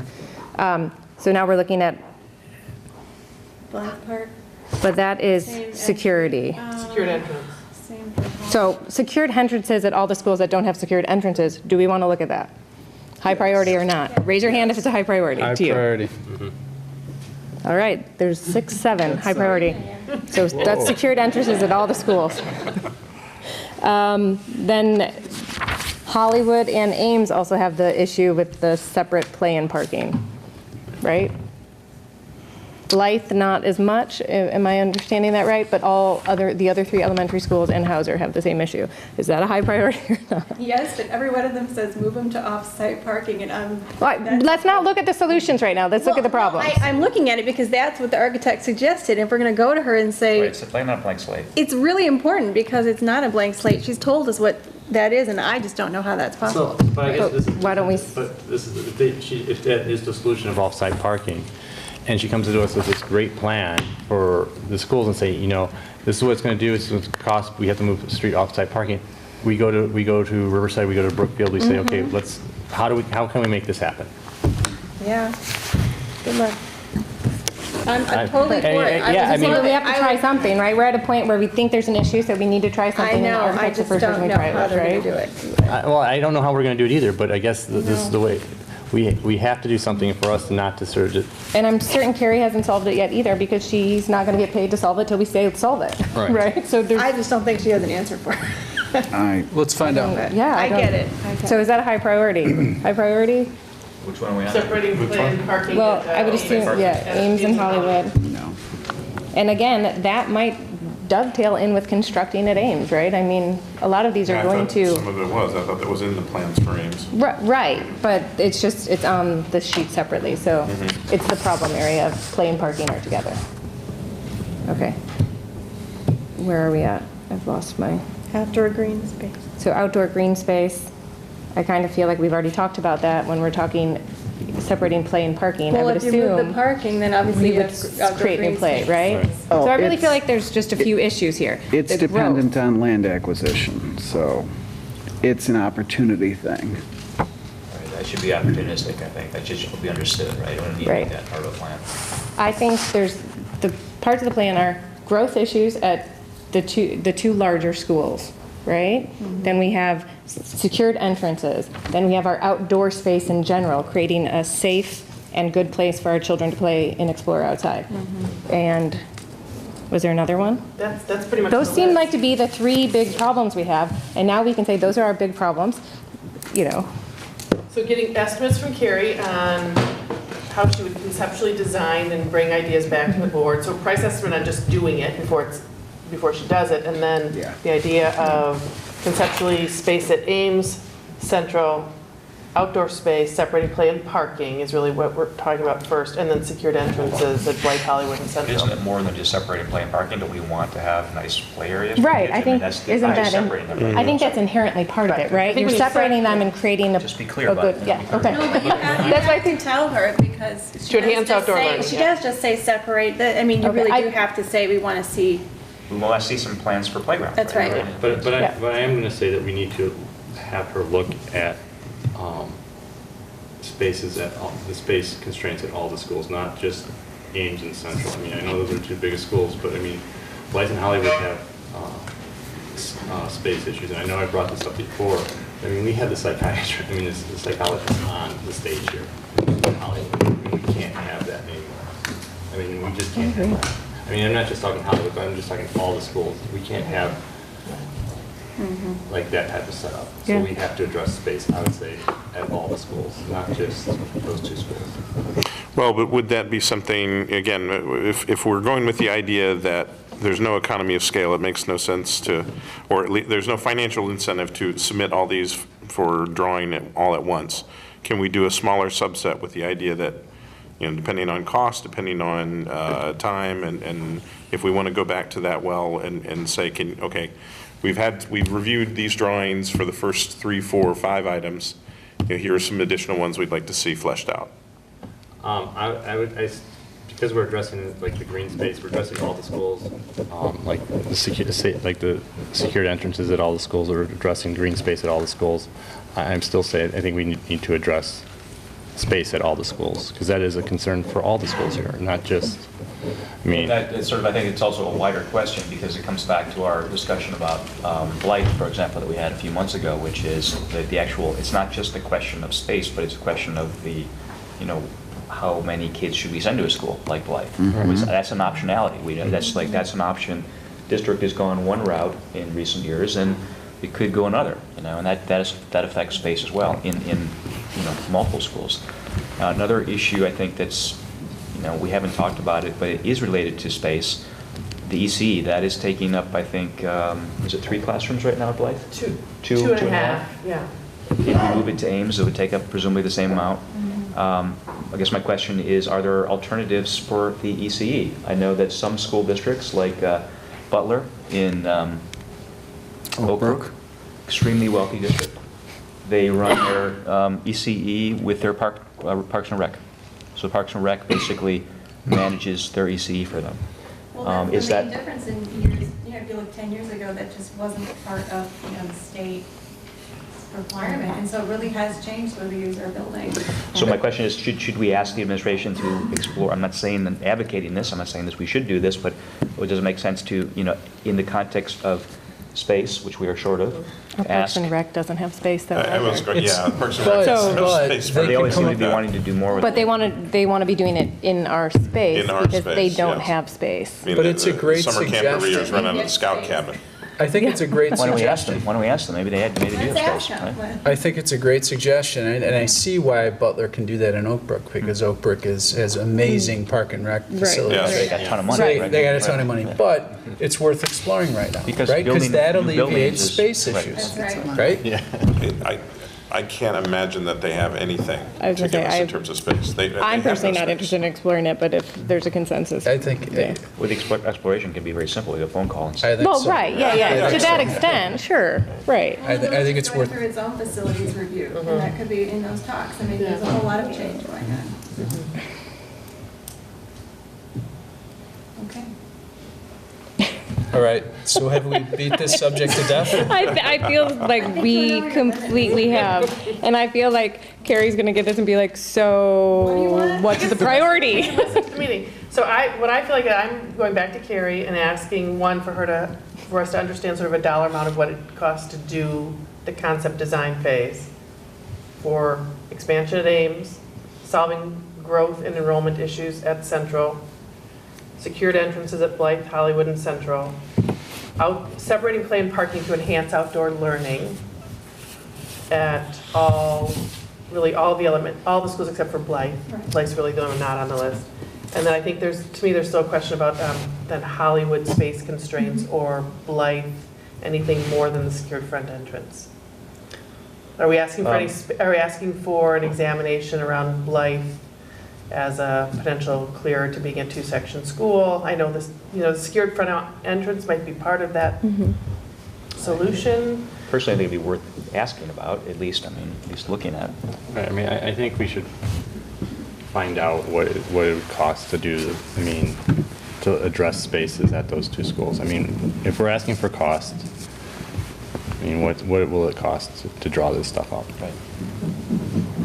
And so we all know not all of this is going to happen at the same time and at once. So again, the question will come back to us, what is the, where do we start? Then perhaps again, the idea that the first 3, I think, items on the list were pretty non-controversial. There was a broad agreement on those. If we have those as immediate assignments and cost estimates for the rest as we go down the list, because there's not too much that we've turned down on this list so far. Right. But considering it's not going to arrive tomorrow anyway, if it's for the board to consider, is it worth it to, to spend this much to get plans of this plan? I'd like that idea. I also feel at some point, though, we've had these issues for a decade. We need to do something, so we are going to have to put a little money into solving this. So Let's just hear what that money's going to be. I agree, hear what it is, but at a certain point, we are going to have to. So do you want me to have her Depends on the design generate, subsets Or then? do it all at once. That's why the cost is so important. I like Dan's idea. I agree. Start Yes. with this priority, give us, and we can assign her additional roles as we see fit and as we prioritize. And so that's Ames and Central and secured entrances? Are those the top 3? I think the I outdoor think so. space, that's something we've been talking about for years. I don't think that, it's almost like a We've been parallel. talking about all almost I was going to say, we've been talking about all of this, so I have no idea how. Why are we parsing it out now? Let's get pricing. I have 5 on my But list. pricing meaning like pricing to get Let's, designs? No, no, but if you remember let's the- ask Martha Concepts. to talk to Carrie to give us pricing on designs. Oh, okay, yeah, no, that's Increase what I meant, on outdoor. designs or on Personally- actual? Yeah. How much does it cost Construction. No, yes. for Right. Carrie to design it for us? I think Are we going to have to wait? That's what we when- want to know. If you were at the strategic plan meeting, it was all about playground and outdoor space. In Agreed. my opinion, and the vestibules are important, but that was not But an equal priority to outdoor learning space. Right. I'm not saying it's diminished in my opinion, No, but agreed. there were a whole lot of people talking about playgrounds and outdoor space. I agree. Agreed. I'm just going to ask Martha if it's possible, and I don't know if Carrie can do this, but if she can break it down sort of like as an a la carte menus. Like, can you tell us, if we were to address all these issues, like if we were looking at space at all the schools, outdoor space, secured entrances, it's going to cost you this. But if you just wanted to tackle like space at Central, space at Ames, space at Hollywood, space at Blythe, secured entrances, et cetera, it's going to cost us to do this. Right, a la carte But is I- good, right? Right. But I don't, yeah. Okay, yeah. And she, we have this all on video, so she's. Yes, yes, enjoy, Carrie, have fun. That video. We don't want to piss her off too much. Thanks, Carrie. Okay, moving right along, everybody. Good job on that one. As we're only like a third of the way through. Woo! All right. So, Mr. Holmes has prepared detail for us on the employee recognition Make event. some more of my progress. Oh, good. Mr. Holmes, would you like to review it for us here, or does anybody have any questions? It's pretty clear cut. I have one little comment, and maybe I was up too late and didn't calculate correctly, but in the 2018 budget, it talks about the 18% gratuity $800, or whatever the extra fee was, service fee, which is included in, I believe, in the $6,348. I don't think that was done for the prior. Right. Was that not a cost for the prior one? Or, like, why isn't that part of the Riverside fee Mr. for the? Holmes. It was part of the fee, but we didn't break it out. What Why? was- Because we have a comparison chart, shouldn't it be the same items? It was included. Because it would be more than 4914. Well, one of the things is some of those costs might not be in there. Yes, but it certainly wouldn't be zero, right? It was.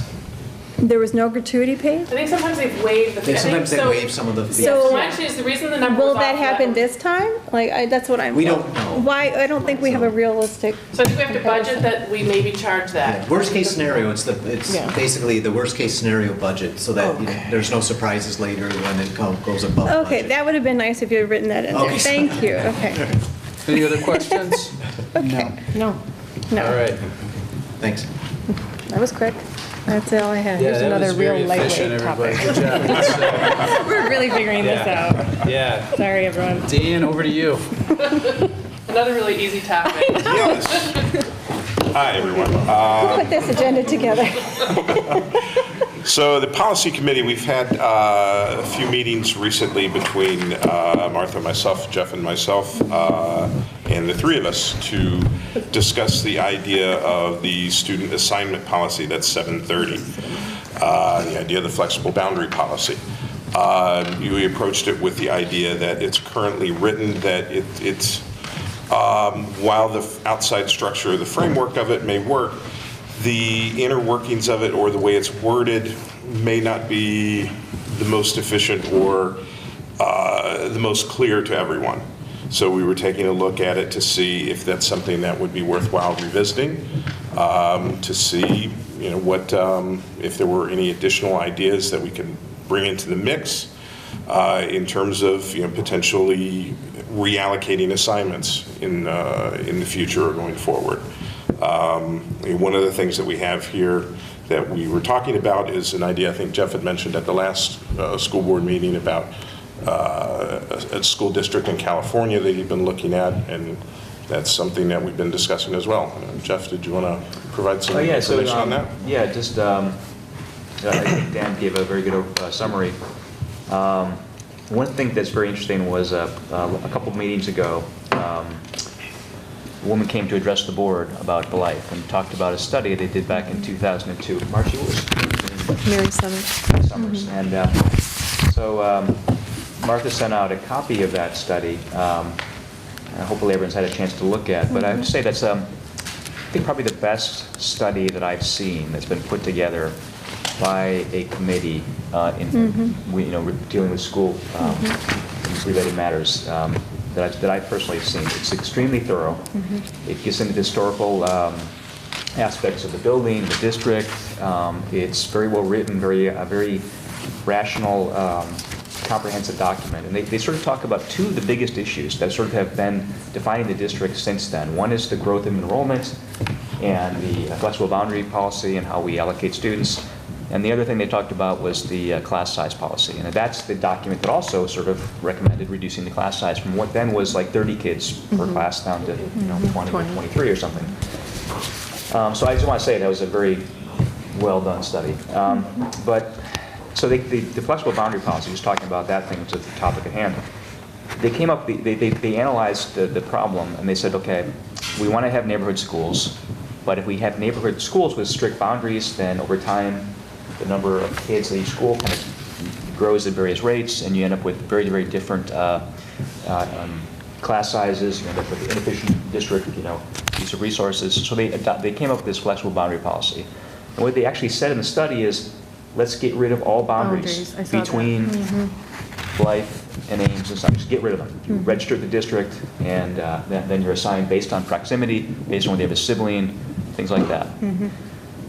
So that was done. The intention was clear, but somehow in going from that study to actual policy, somehow the ball was, I don't know if it was dropped, but if you look at the actual policy, the policy starts out, this is the 730 we're talking about, it says, yes, we have flexible boundaries for these reasons, but Here's the map. then they get into the actual implementation, as Dan was mentioning, and they start talking about attendance areas. They drew a map. And they kind of say, well, this don't really pay attention to the map. It's really just a guideline. But I think what's happened over time is that map has become not just a guideline. It's become like, okay, this is the boundary. And if I buy a house in this attendance area, then that's kind of where I should expect to go. So I think one thing that would be good is to just revisit that whole policy and maybe see if we can implement the same policy, the flexible boundary policy, keep that policy because I think it's a good policy, but implement it in a way that's more aligned with, I think, what the intention was back in 2002.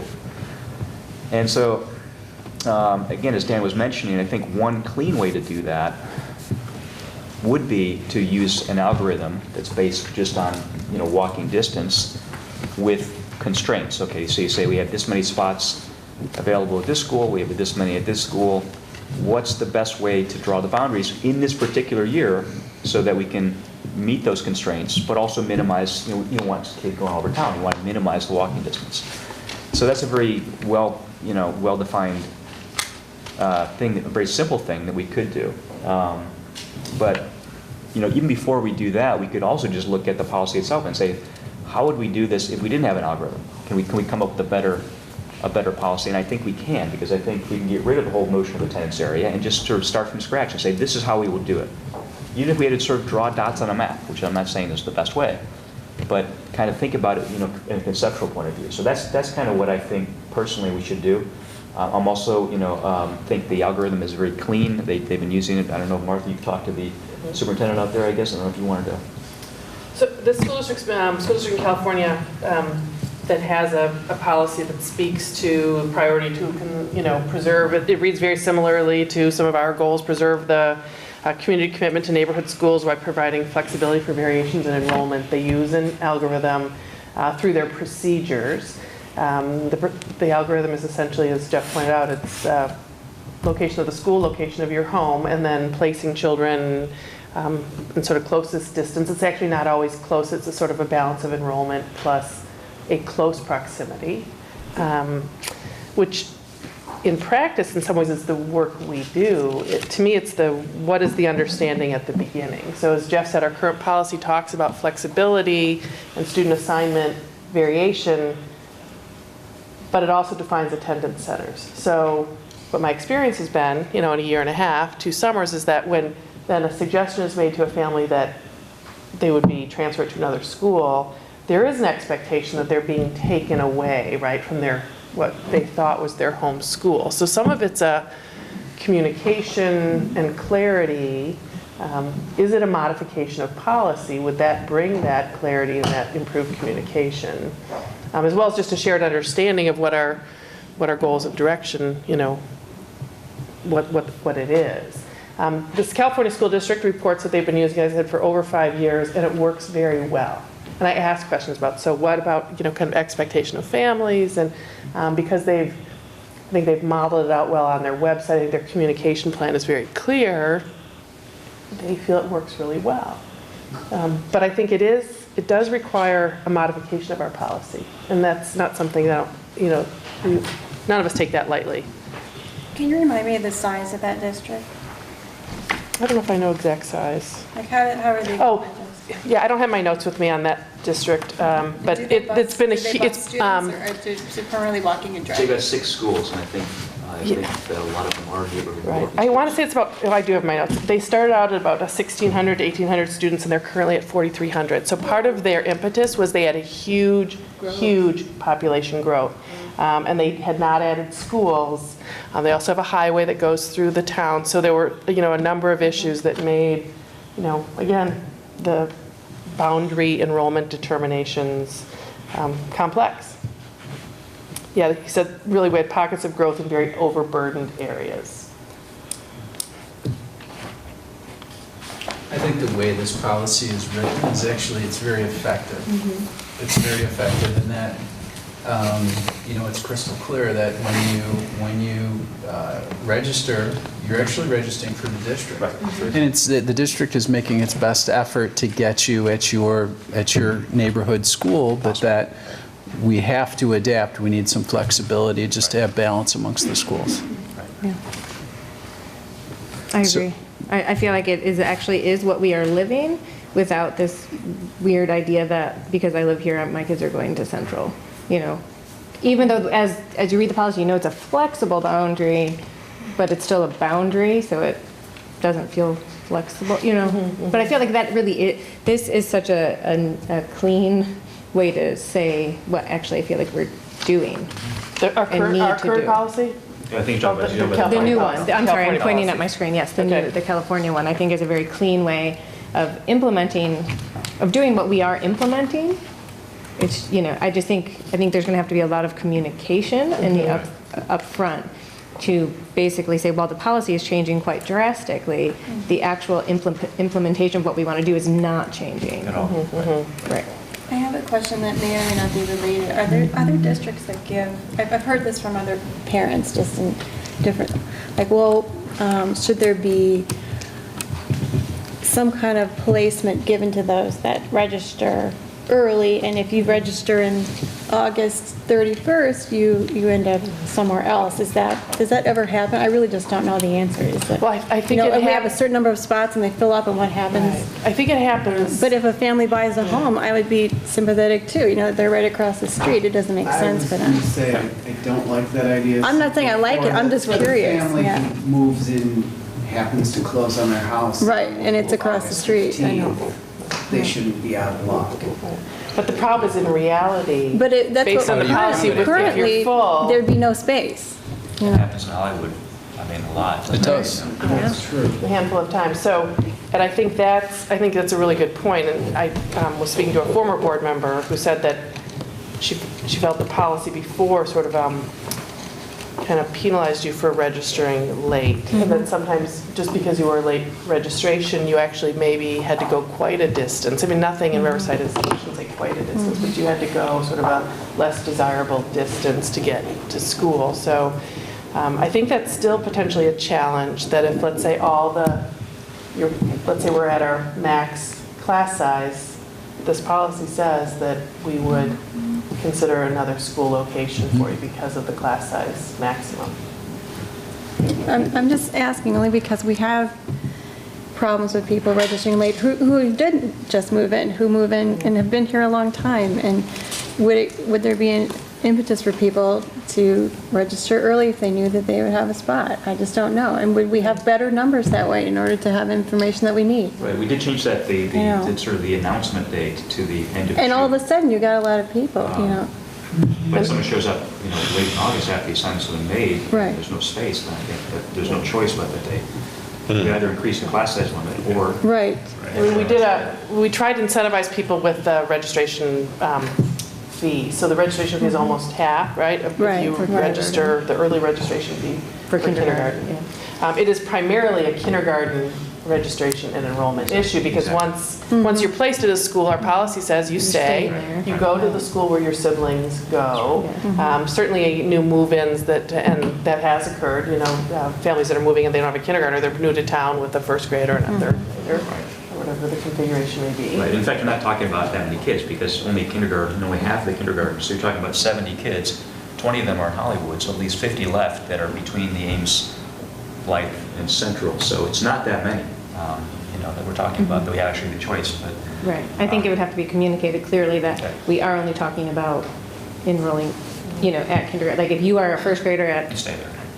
Blythe, you will stay at Blythe, Right. So I think that's where, if we can start talking about changing this, I think people might think at one point, didn't they do a complete, redoing the lines and people had to change schools, like that wouldn't be happening? That's right, yeah. Right. I think what Linda just said, it's like we are living this policy, essentially. It's just, I think we just need to solidify it and basically say this is it. Clean it up, I think. Just get rid of the, my proposal is to get rid of the attendance area entirely. I think that just clouds the issue, makes it complicated, and adds nothing. I still think I would like to see a petition, though. Let's say someone moved in mid-year and there was no space and they ended up, maybe they live in Hollywood and they ended up at Blythe, but they could petition if a spot opened up. I think that should be in the policy. We can keep that. I would like That's in the current policy. Well, that's what I'm saying, but we're talking about the policy, so that's one piece that I'd like to Right, You want to retain. retain that. Right. But the current language has, it's actually contradictory to what it says. I mean, it says the students will be assigned in their attendance area if a seat in that kindergarten is available. It just says they will be. It's not like a maybe. And then the next thing it says, okay, if there's enough space, then they may be. And then it talks about if there's siblings, okay, then they get priority. And then they say if you don't have a sibling, then you go somewhere else. I mean, it's not well written. It's just not even. Right. So is the Language is next step inconsistent. that, Dan, are you going to come up with a recommendation for language for the new policy? Yeah, I believe so. We're going to continue our meetings. I know that we've discussed about, coming up with the communication plan and coming up with frequently asked questions, something along those lines, with the idea of how this might be implemented, and have something for the board to review. Works for me. Sounds great. Good job, Dan. Sure, you got 5 minutes. I think you took that. 5 minutes. You know, we talk about another easy topic. I know. Housing This schedule. is quite the agenda.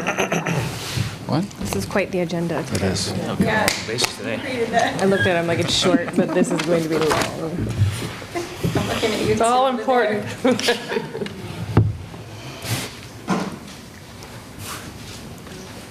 All right, now you actually, now you have 4 minutes. Other pants. I don't think so. I don't know, though. I don't think so. They move too freely. Doesn't really help when I whisper. Yeah, we'll try to be brief. I'm not going to talk for one, just to say hello. Take as much time. So this is somewhat connected possibly to your facility discussion earlier as well, but we were asked to relook at the current Hauser schedule. As you know, a few years ago, it shifted to a different start time, and there were many reasons that occurred at that time, but then researching best practices in terms of sleep for adolescents, there's been a lot of discussion around that, and is it possible to relook at the schedule again to see if there's anything that could be done to benefit our students, because that's always what we're hoping to do, is make decisions that are in the best interest of them. So we spent some time doing a study to look at what that would look like. Oh, there we go. It's being fussy. Okay. So in providing some background and context, as we looked at our own schedule, we wanted to also just do some research around other districts, and we looked pretty far and wide. We looked at our own West Suburban Consortium for Academic Excellence group, which is a group that we as a district collaborate with on a lot of initiatives. So we reached out to all of them. We reached out to the West 40 districts, which is our regional office group. We reached out to them, and then I reached out to the many curriculum director groups that I have as listservs, and we just collated all the responses that we got from different districts just to give some background and context. And so this first slide just summarizes what Hauser looks like, and what the shift happened in 15-16 from 8:35 to 8, and then it also describes the other districts that we shared with you. That's the last slide in the presentation. We're not going to go through all those nuances, but we did compare them. And so the start times do range across all the districts that did respond, from 7:30 in the morning till 9 a.m. 8 of them were between that 7:30 and 8:10 time. You can kind of take a look, and it's pretty split, and based on individual needs and contextually what their district configurations look like. And the ranges in the school day are from 6 hours and 15 to 7 hours and 15. Recess and social time was something else that we looked at as we were looking at this, because that's something else we've been talking about in terms of Hauser students, to how much downtime we can provide. And 71% of those districts that responded do not have a recess at all. And the majority of the 7 that had some kind of recess or social time allot 15 minutes attached to the lunch period. So those are just some background contextual things to consider in the bigger picture. So the other slide we wanted to bring up was sort of the history at Hauser, and I'm going to let Mrs. May speak to that a little bit, so she can provide you with the contextual shifts. So prior to the 2015-2016, Hauser had only 2 lunch periods, which we have now moved. The 2 lunch periods had 8th graders split. So the 8th grade class was split in half, and half of them had to eat with the 6th graders, and half of them had to eat with the 7th graders. The year prior to 2015, Mr. Duraka, who was the principal at the time, his recommendation when I came on was that they needed to move to the 3 lunch periods and have the grade levels split. And that's what we did in that year. Also, prior to the 2015-2016, there was no Cougar Connections or advisory period in the day. We've added that in, and as I think you're aware, we do our social emotional learning through that It's also a time for teachers to connect with students, to help them, give them support, as well as there is some choice and downtime during that 15-minute period for students. And then also, prior to that time, Central also had fewer grade levels, or grade sections, I should say, at each grade level, which all of anything that's related to Hauser lunch also affects Central because we do share the lunchroom. So the question is, should we consider shifting back to a little bit of a later start? Looking at, of course, the benefits are, research shows that, later start is beneficial for students, especially as they get into the junior high and high school ages. Another benefit that we could see from starting late is that we do have before school music programs. And so those before music programs are starting at 7 a.m. right now, but if we shifted that back, obviously they would have a later start as well. Those are the gimmies, and of course, things that we can all agree on.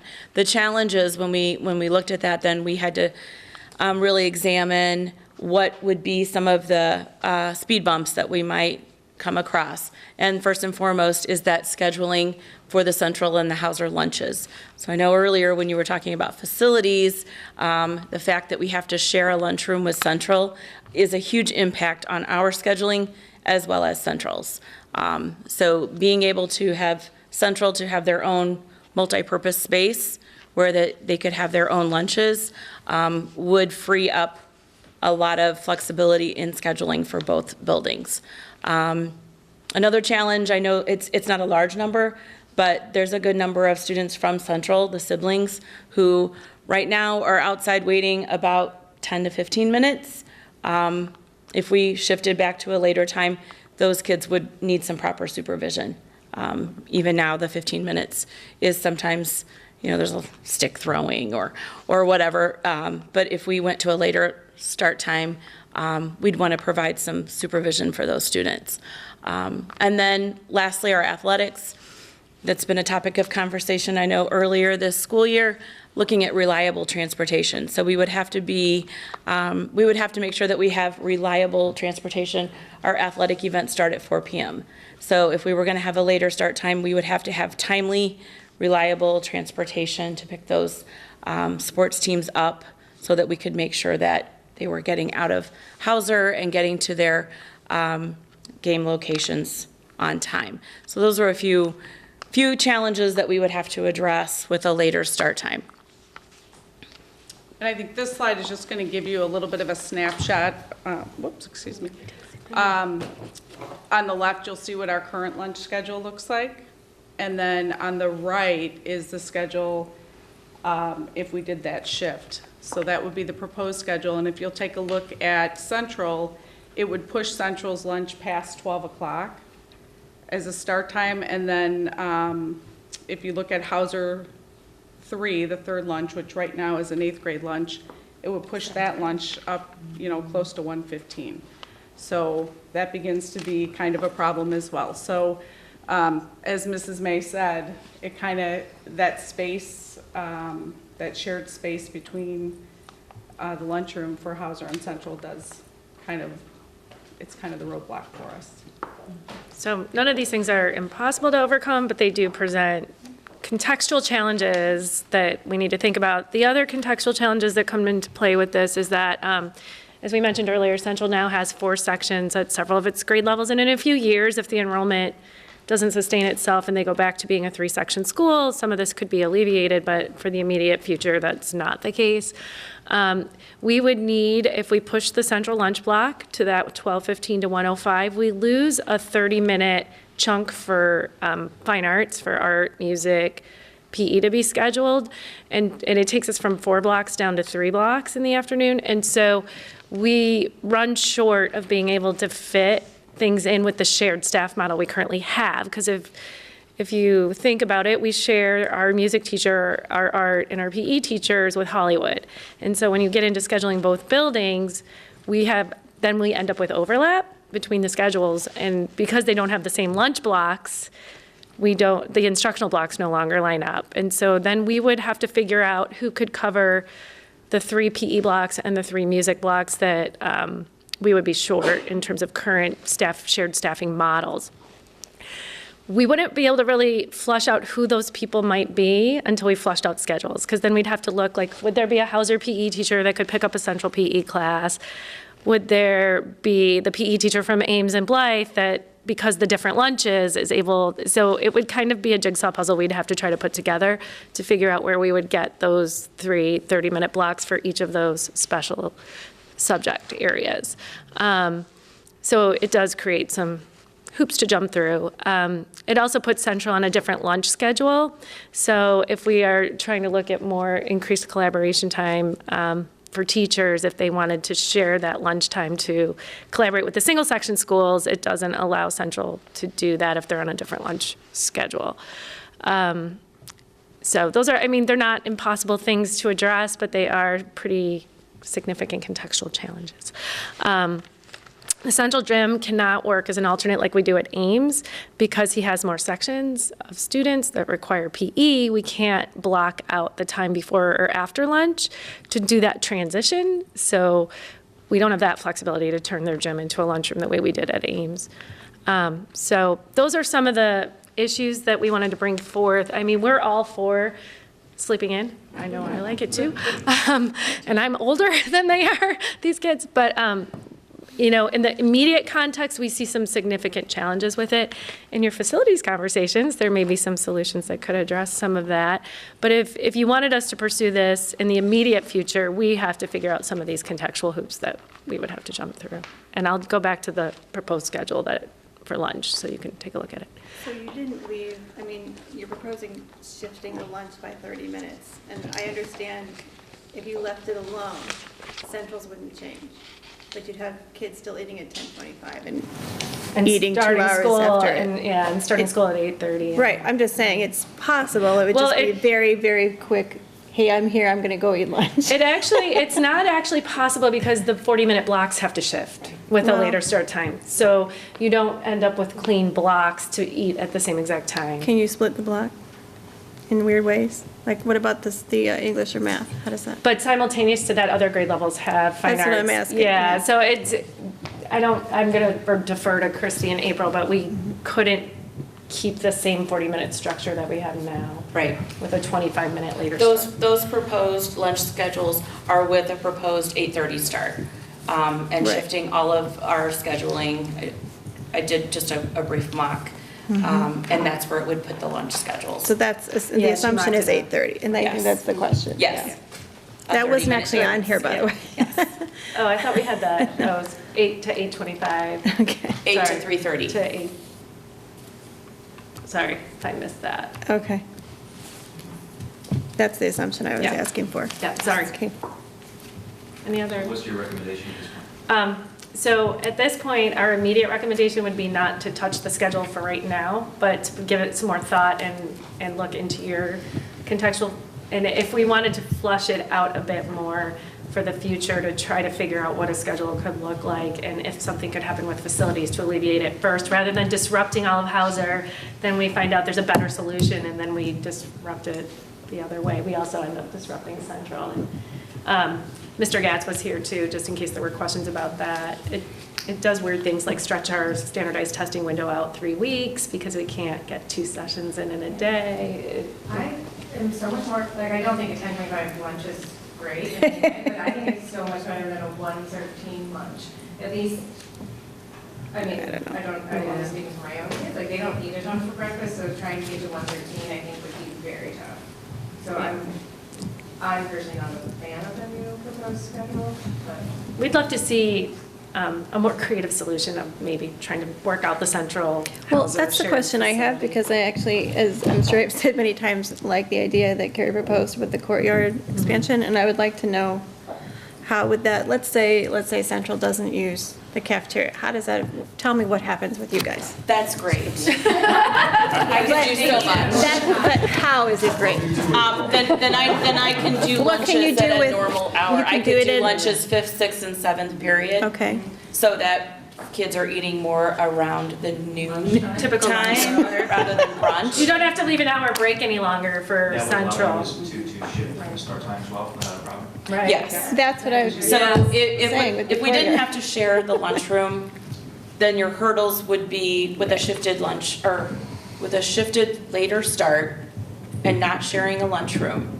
The only hurdles that we could see is making sure that we have the reliable transportation, which is, I think, a much Easier smaller problem to solve. problem to solve, as well as that supervision of siblings from Central, which again is a Also. very simple problem to Mr. solve. Gatz will watch him. And we actually, in prior years, there was, I'm just kidding, I'm just kidding. and there was a supervision plan in the years prior, so we could put that plan back. I'm just teasing. And also then the cafeteria can be used for classroom space and things Could be like that for Hauser meetings. classroom, you know, around that as well. We can also use it for meeting space, and it becomes a flexible space. that When can be flexible. that initial sort of look, it seems like, oh, everything just goes a half an hour, or 25, or even 20. I know you looked at different factors. And what we realized is, no, it's not so easy, and it really speaks to everything they just said about the additional sections at Central, you know, reading in 3 different grade level groups at Hauser. And we do believe, and Meryl has, you know, she has mocked it up with Mr. Gatz, and you would have to probably shift your FTE for like music, art, and PE to fill in the extra sections that you now couldn't fit in the afternoon when shared staff is already traveling. So, I mean, you know, one idea is that just we defer it for a year, we see what happens with facilities, and, you know, I think it's a good idea. You know, I think that's what we're hearing is I think more and more schools even are making the shift, thinking about adolescent sleep behavior. But it seems that there's enough roadblocks for us right now that it's perhaps overly complicated. And we can't, right now at capacity, split one of our Hauser's grade levels into 2 lunches. We can't go back to 2 because we can't physically fit at the moment. In 2 years, if enrollment, as we've talked about, declines by 50, then we get under that threshold of maximum capacity We have in a the bump in the cafeteria. year, Right. don't we? Is it the 7th grade? That level. That 213 student group, yeah. So you can't, even if you split a grade, we wouldn't be able to I think fit. it's great that you're thinking about this. I mean, it does sound like it's a bit difficult to pull off at the moment, but I think it's great that you're. Yeah, and we'll keep- hopefully we can figure something out with the facilities maybe. And we can monitor enrollment too to see if there are different options that come up as in a year or 2. Thank you. Thank you. Thank you. Thank you very much. Okay, And I know they're probably not going to say they need to leave, but I happen to know Christy, April, Pete all have very long commutes home that Yeah. perhaps, so you're going to be back here bright early in the morning, maybe. you can dream about our facilities tomorrow. Watch it if you need to fall asleep. But thank you. You're going to hear a brief update about a kindergarten benchmark. Yeah, benchmark education and our recommendation. So the kindergarten teachers wanted to be here tonight, but they have kindergarten registration tomorrow night, so I couldn't do that to them. And I'm glad I didn't, because it's 9:15. That wouldn't have Wait been. a minute, I'm here, I had to go to. I know. What happened?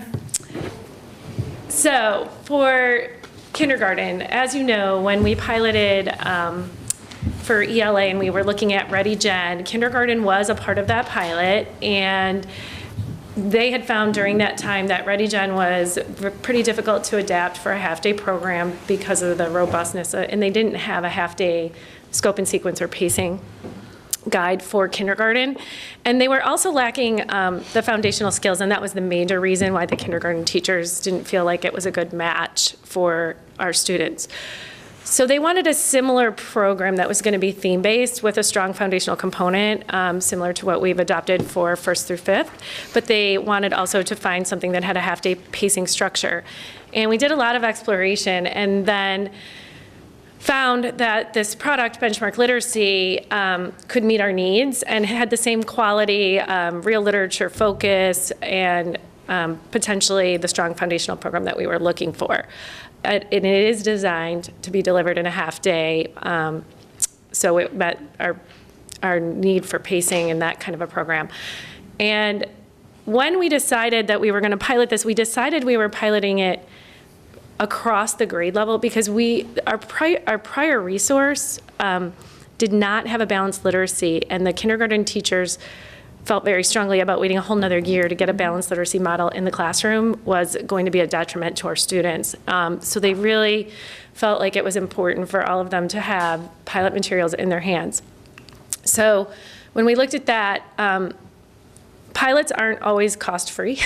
Some are, some aren't. This is a smaller company, and so from a piloting perspective, it wasn't cost-free per se, but it was built into the annual budget. It wasn't a cost on top of the annual budget to be able to pilot across classrooms.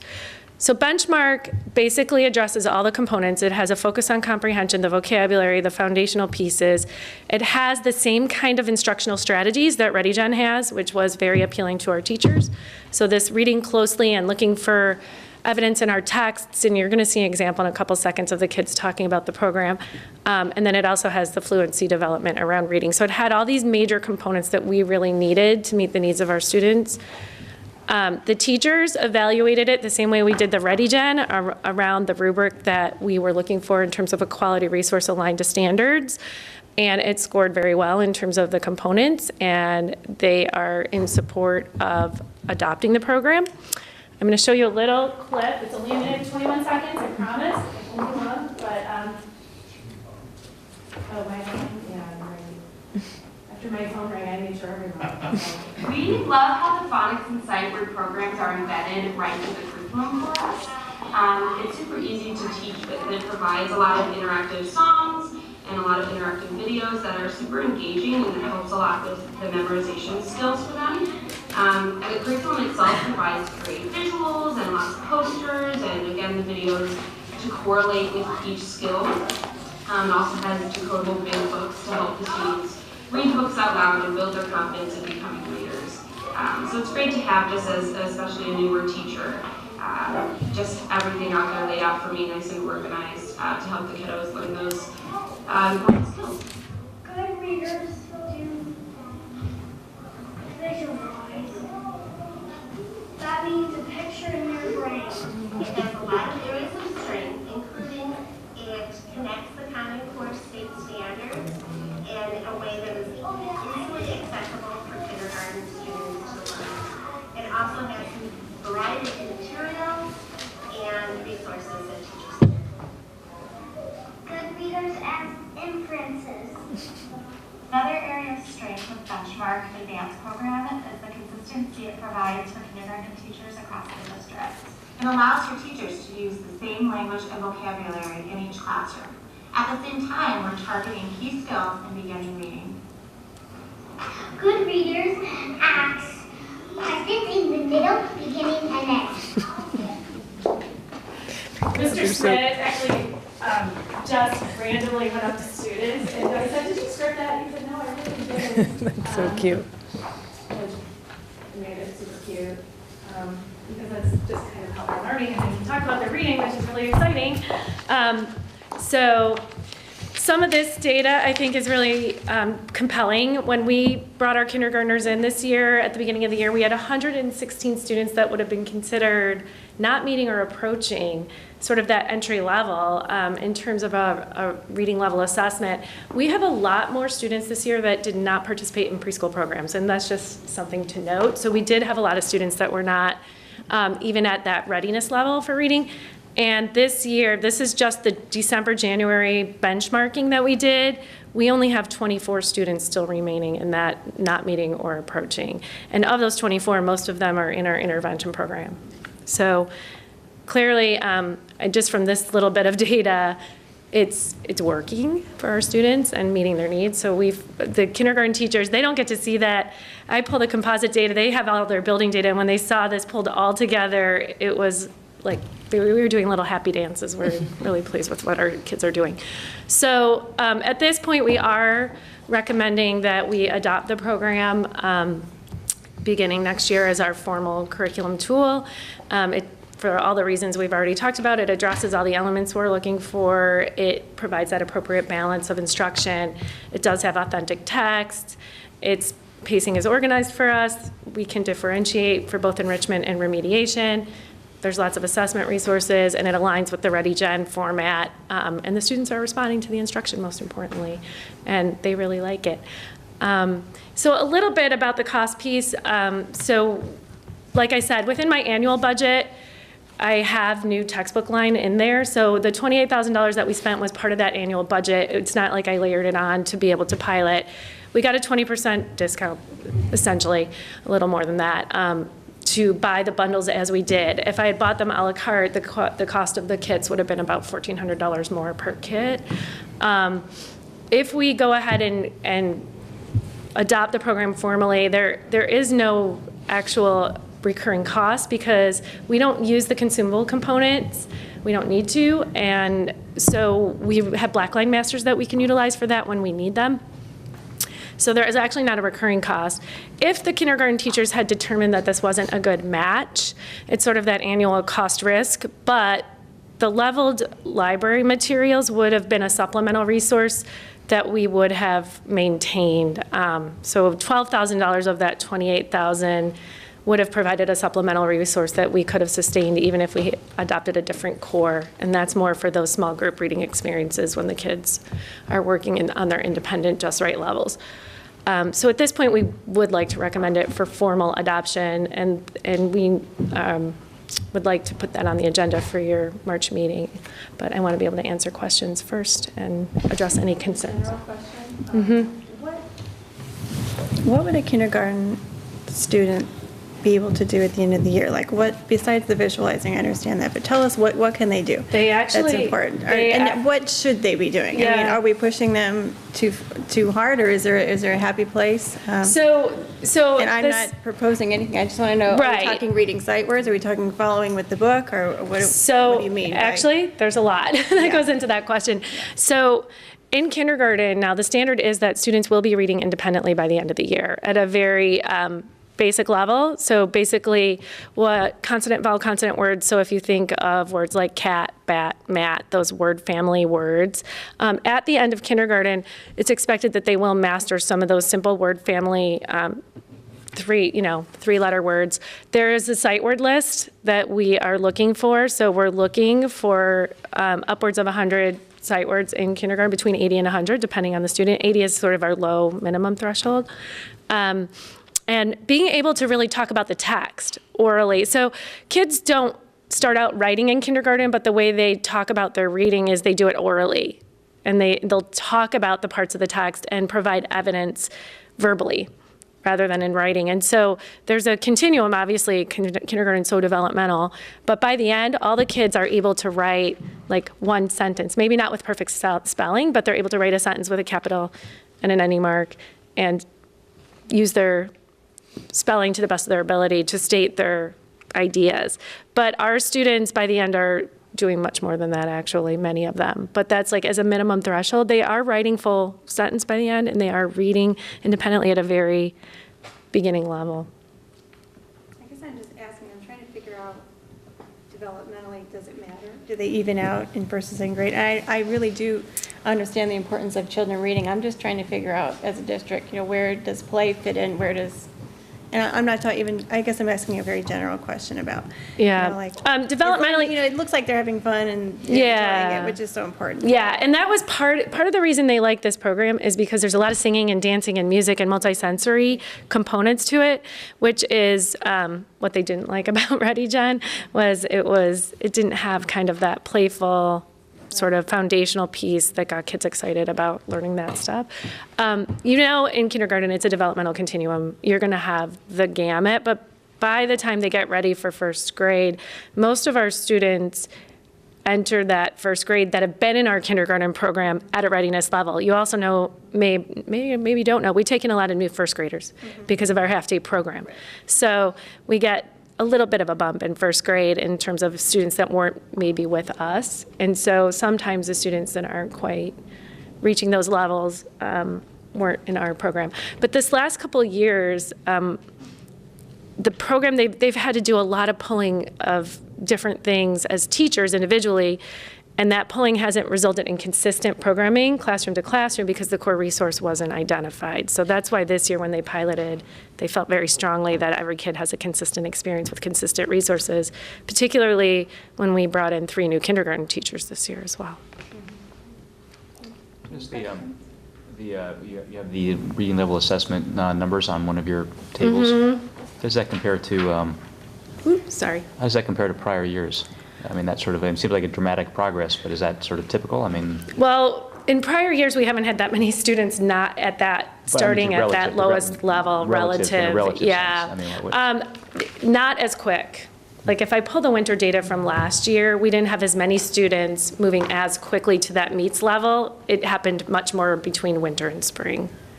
Because again, there wasn't consistency in sort of the core resources that we had and what we were able to be delivering. It was a lot more piecemeal.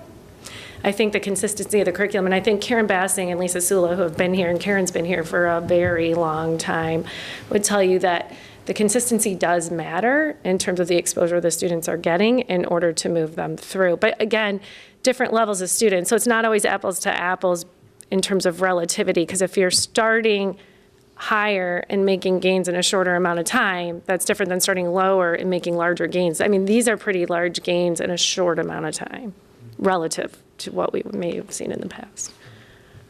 Well, according to that. Right. I mean, that's Yeah. a very specific assessment. I think that's why the numbers look that way. You wouldn't expect a whole bunch of kindergartners to perform at a certain letter Right. on that scale. Well, although, Like but what- this takes that into consideration. Are they at D level when they So, graduate? Like what do Yeah, D is like at the end of kindergarten. So, but these kids, normally we have a lot of kids at AA.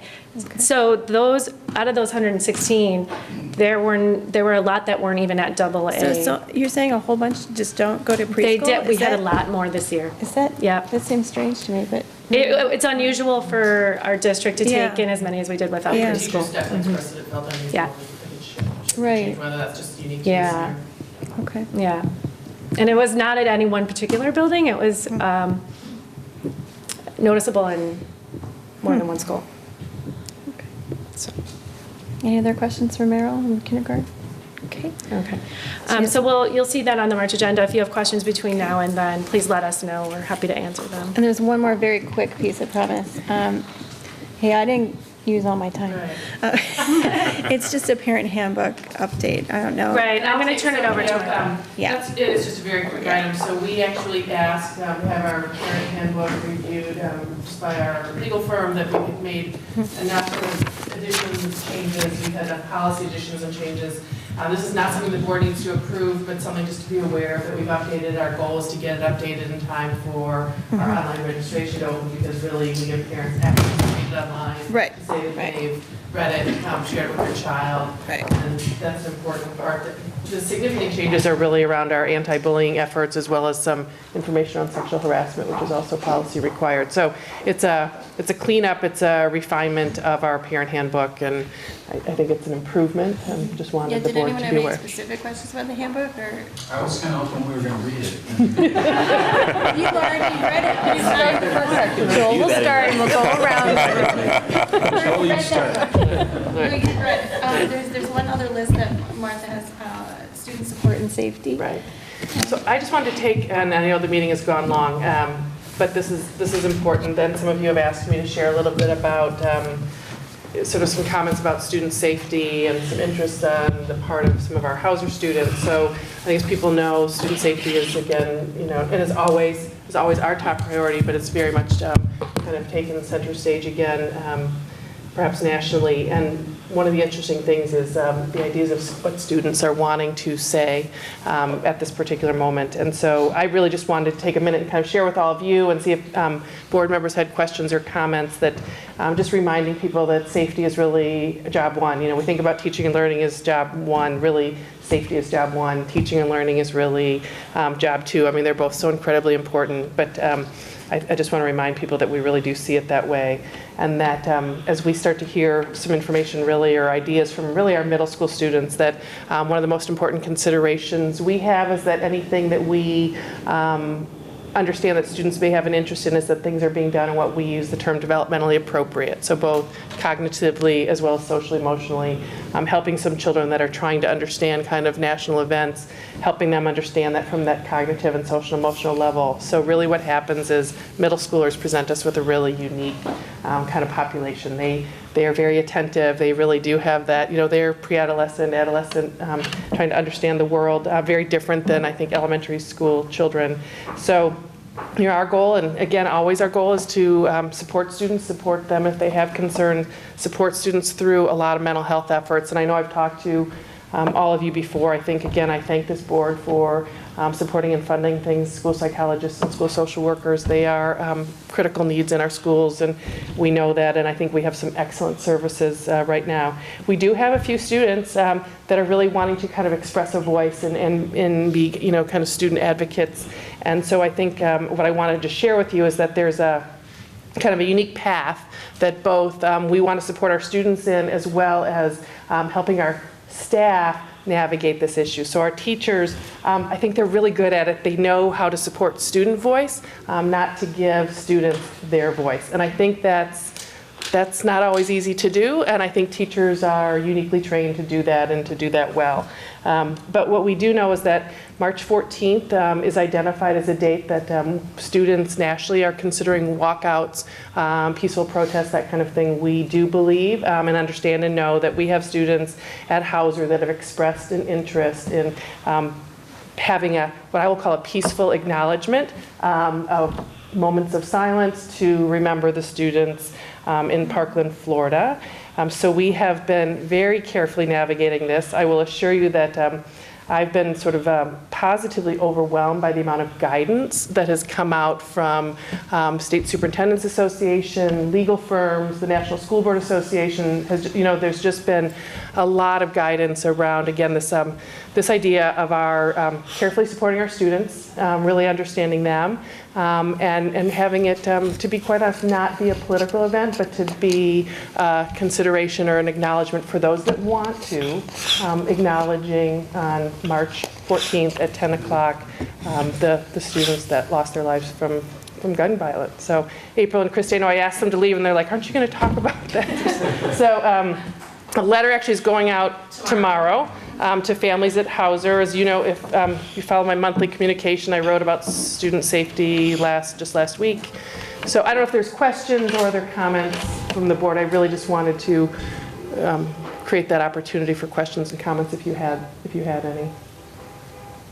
No, I mean, I applaud you guys' dedication and sort of trying to, because this is a difficult thing to navigate, but I think it's important that the students have that right on either side of the argument to voice their, either through moments of silence or what have you, to show their support for, or I mean even against if they're not supportive of what's going on. But I think it's important that the school district sort of acknowledges that First Amendment right that they can and should protest. I mean, so many things have happened this year, and so I think it's important. I mean, I know even grade school kids. My own daughter has brought this up and is concerned, and she's trying to navigate and figure all this out. And as parents, I'm trying to figure this out and how to address it. So I think this is important, and I applaud the district for doing this.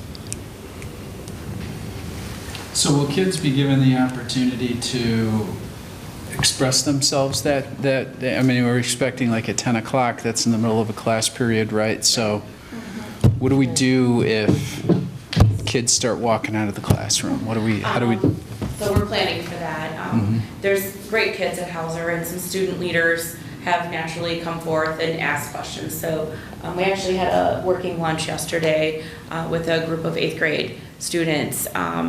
And they were very mindful. They knew even within their own friendship groups that having a conversation about the political side of this whole thing is not fruitful, because they even admitted that even their best friends, they don't necessarily see eye to eye on those issues. But what we decided as a group yesterday is that we can all agree that safety is everyone's top concern. And so that's something that the students are going to unify around.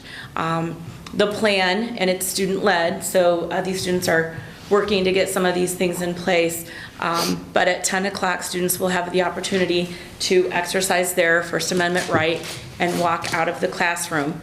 Again, with safety being, our priority, they're going to walk to the hallway. And in the hallway, for those 17 minutes, the students came up with really 3 great ideas to be productive in those 17 minutes. So one thing is they're going to have a letter station where you can get paper to write a letter of support to the students of Parkland. That they'll be collected there, and then these students will get them all together and mail them down there. There'll be another where there's Post-its available, so students can write 17 positive messages and post them on lockers throughout the hallway.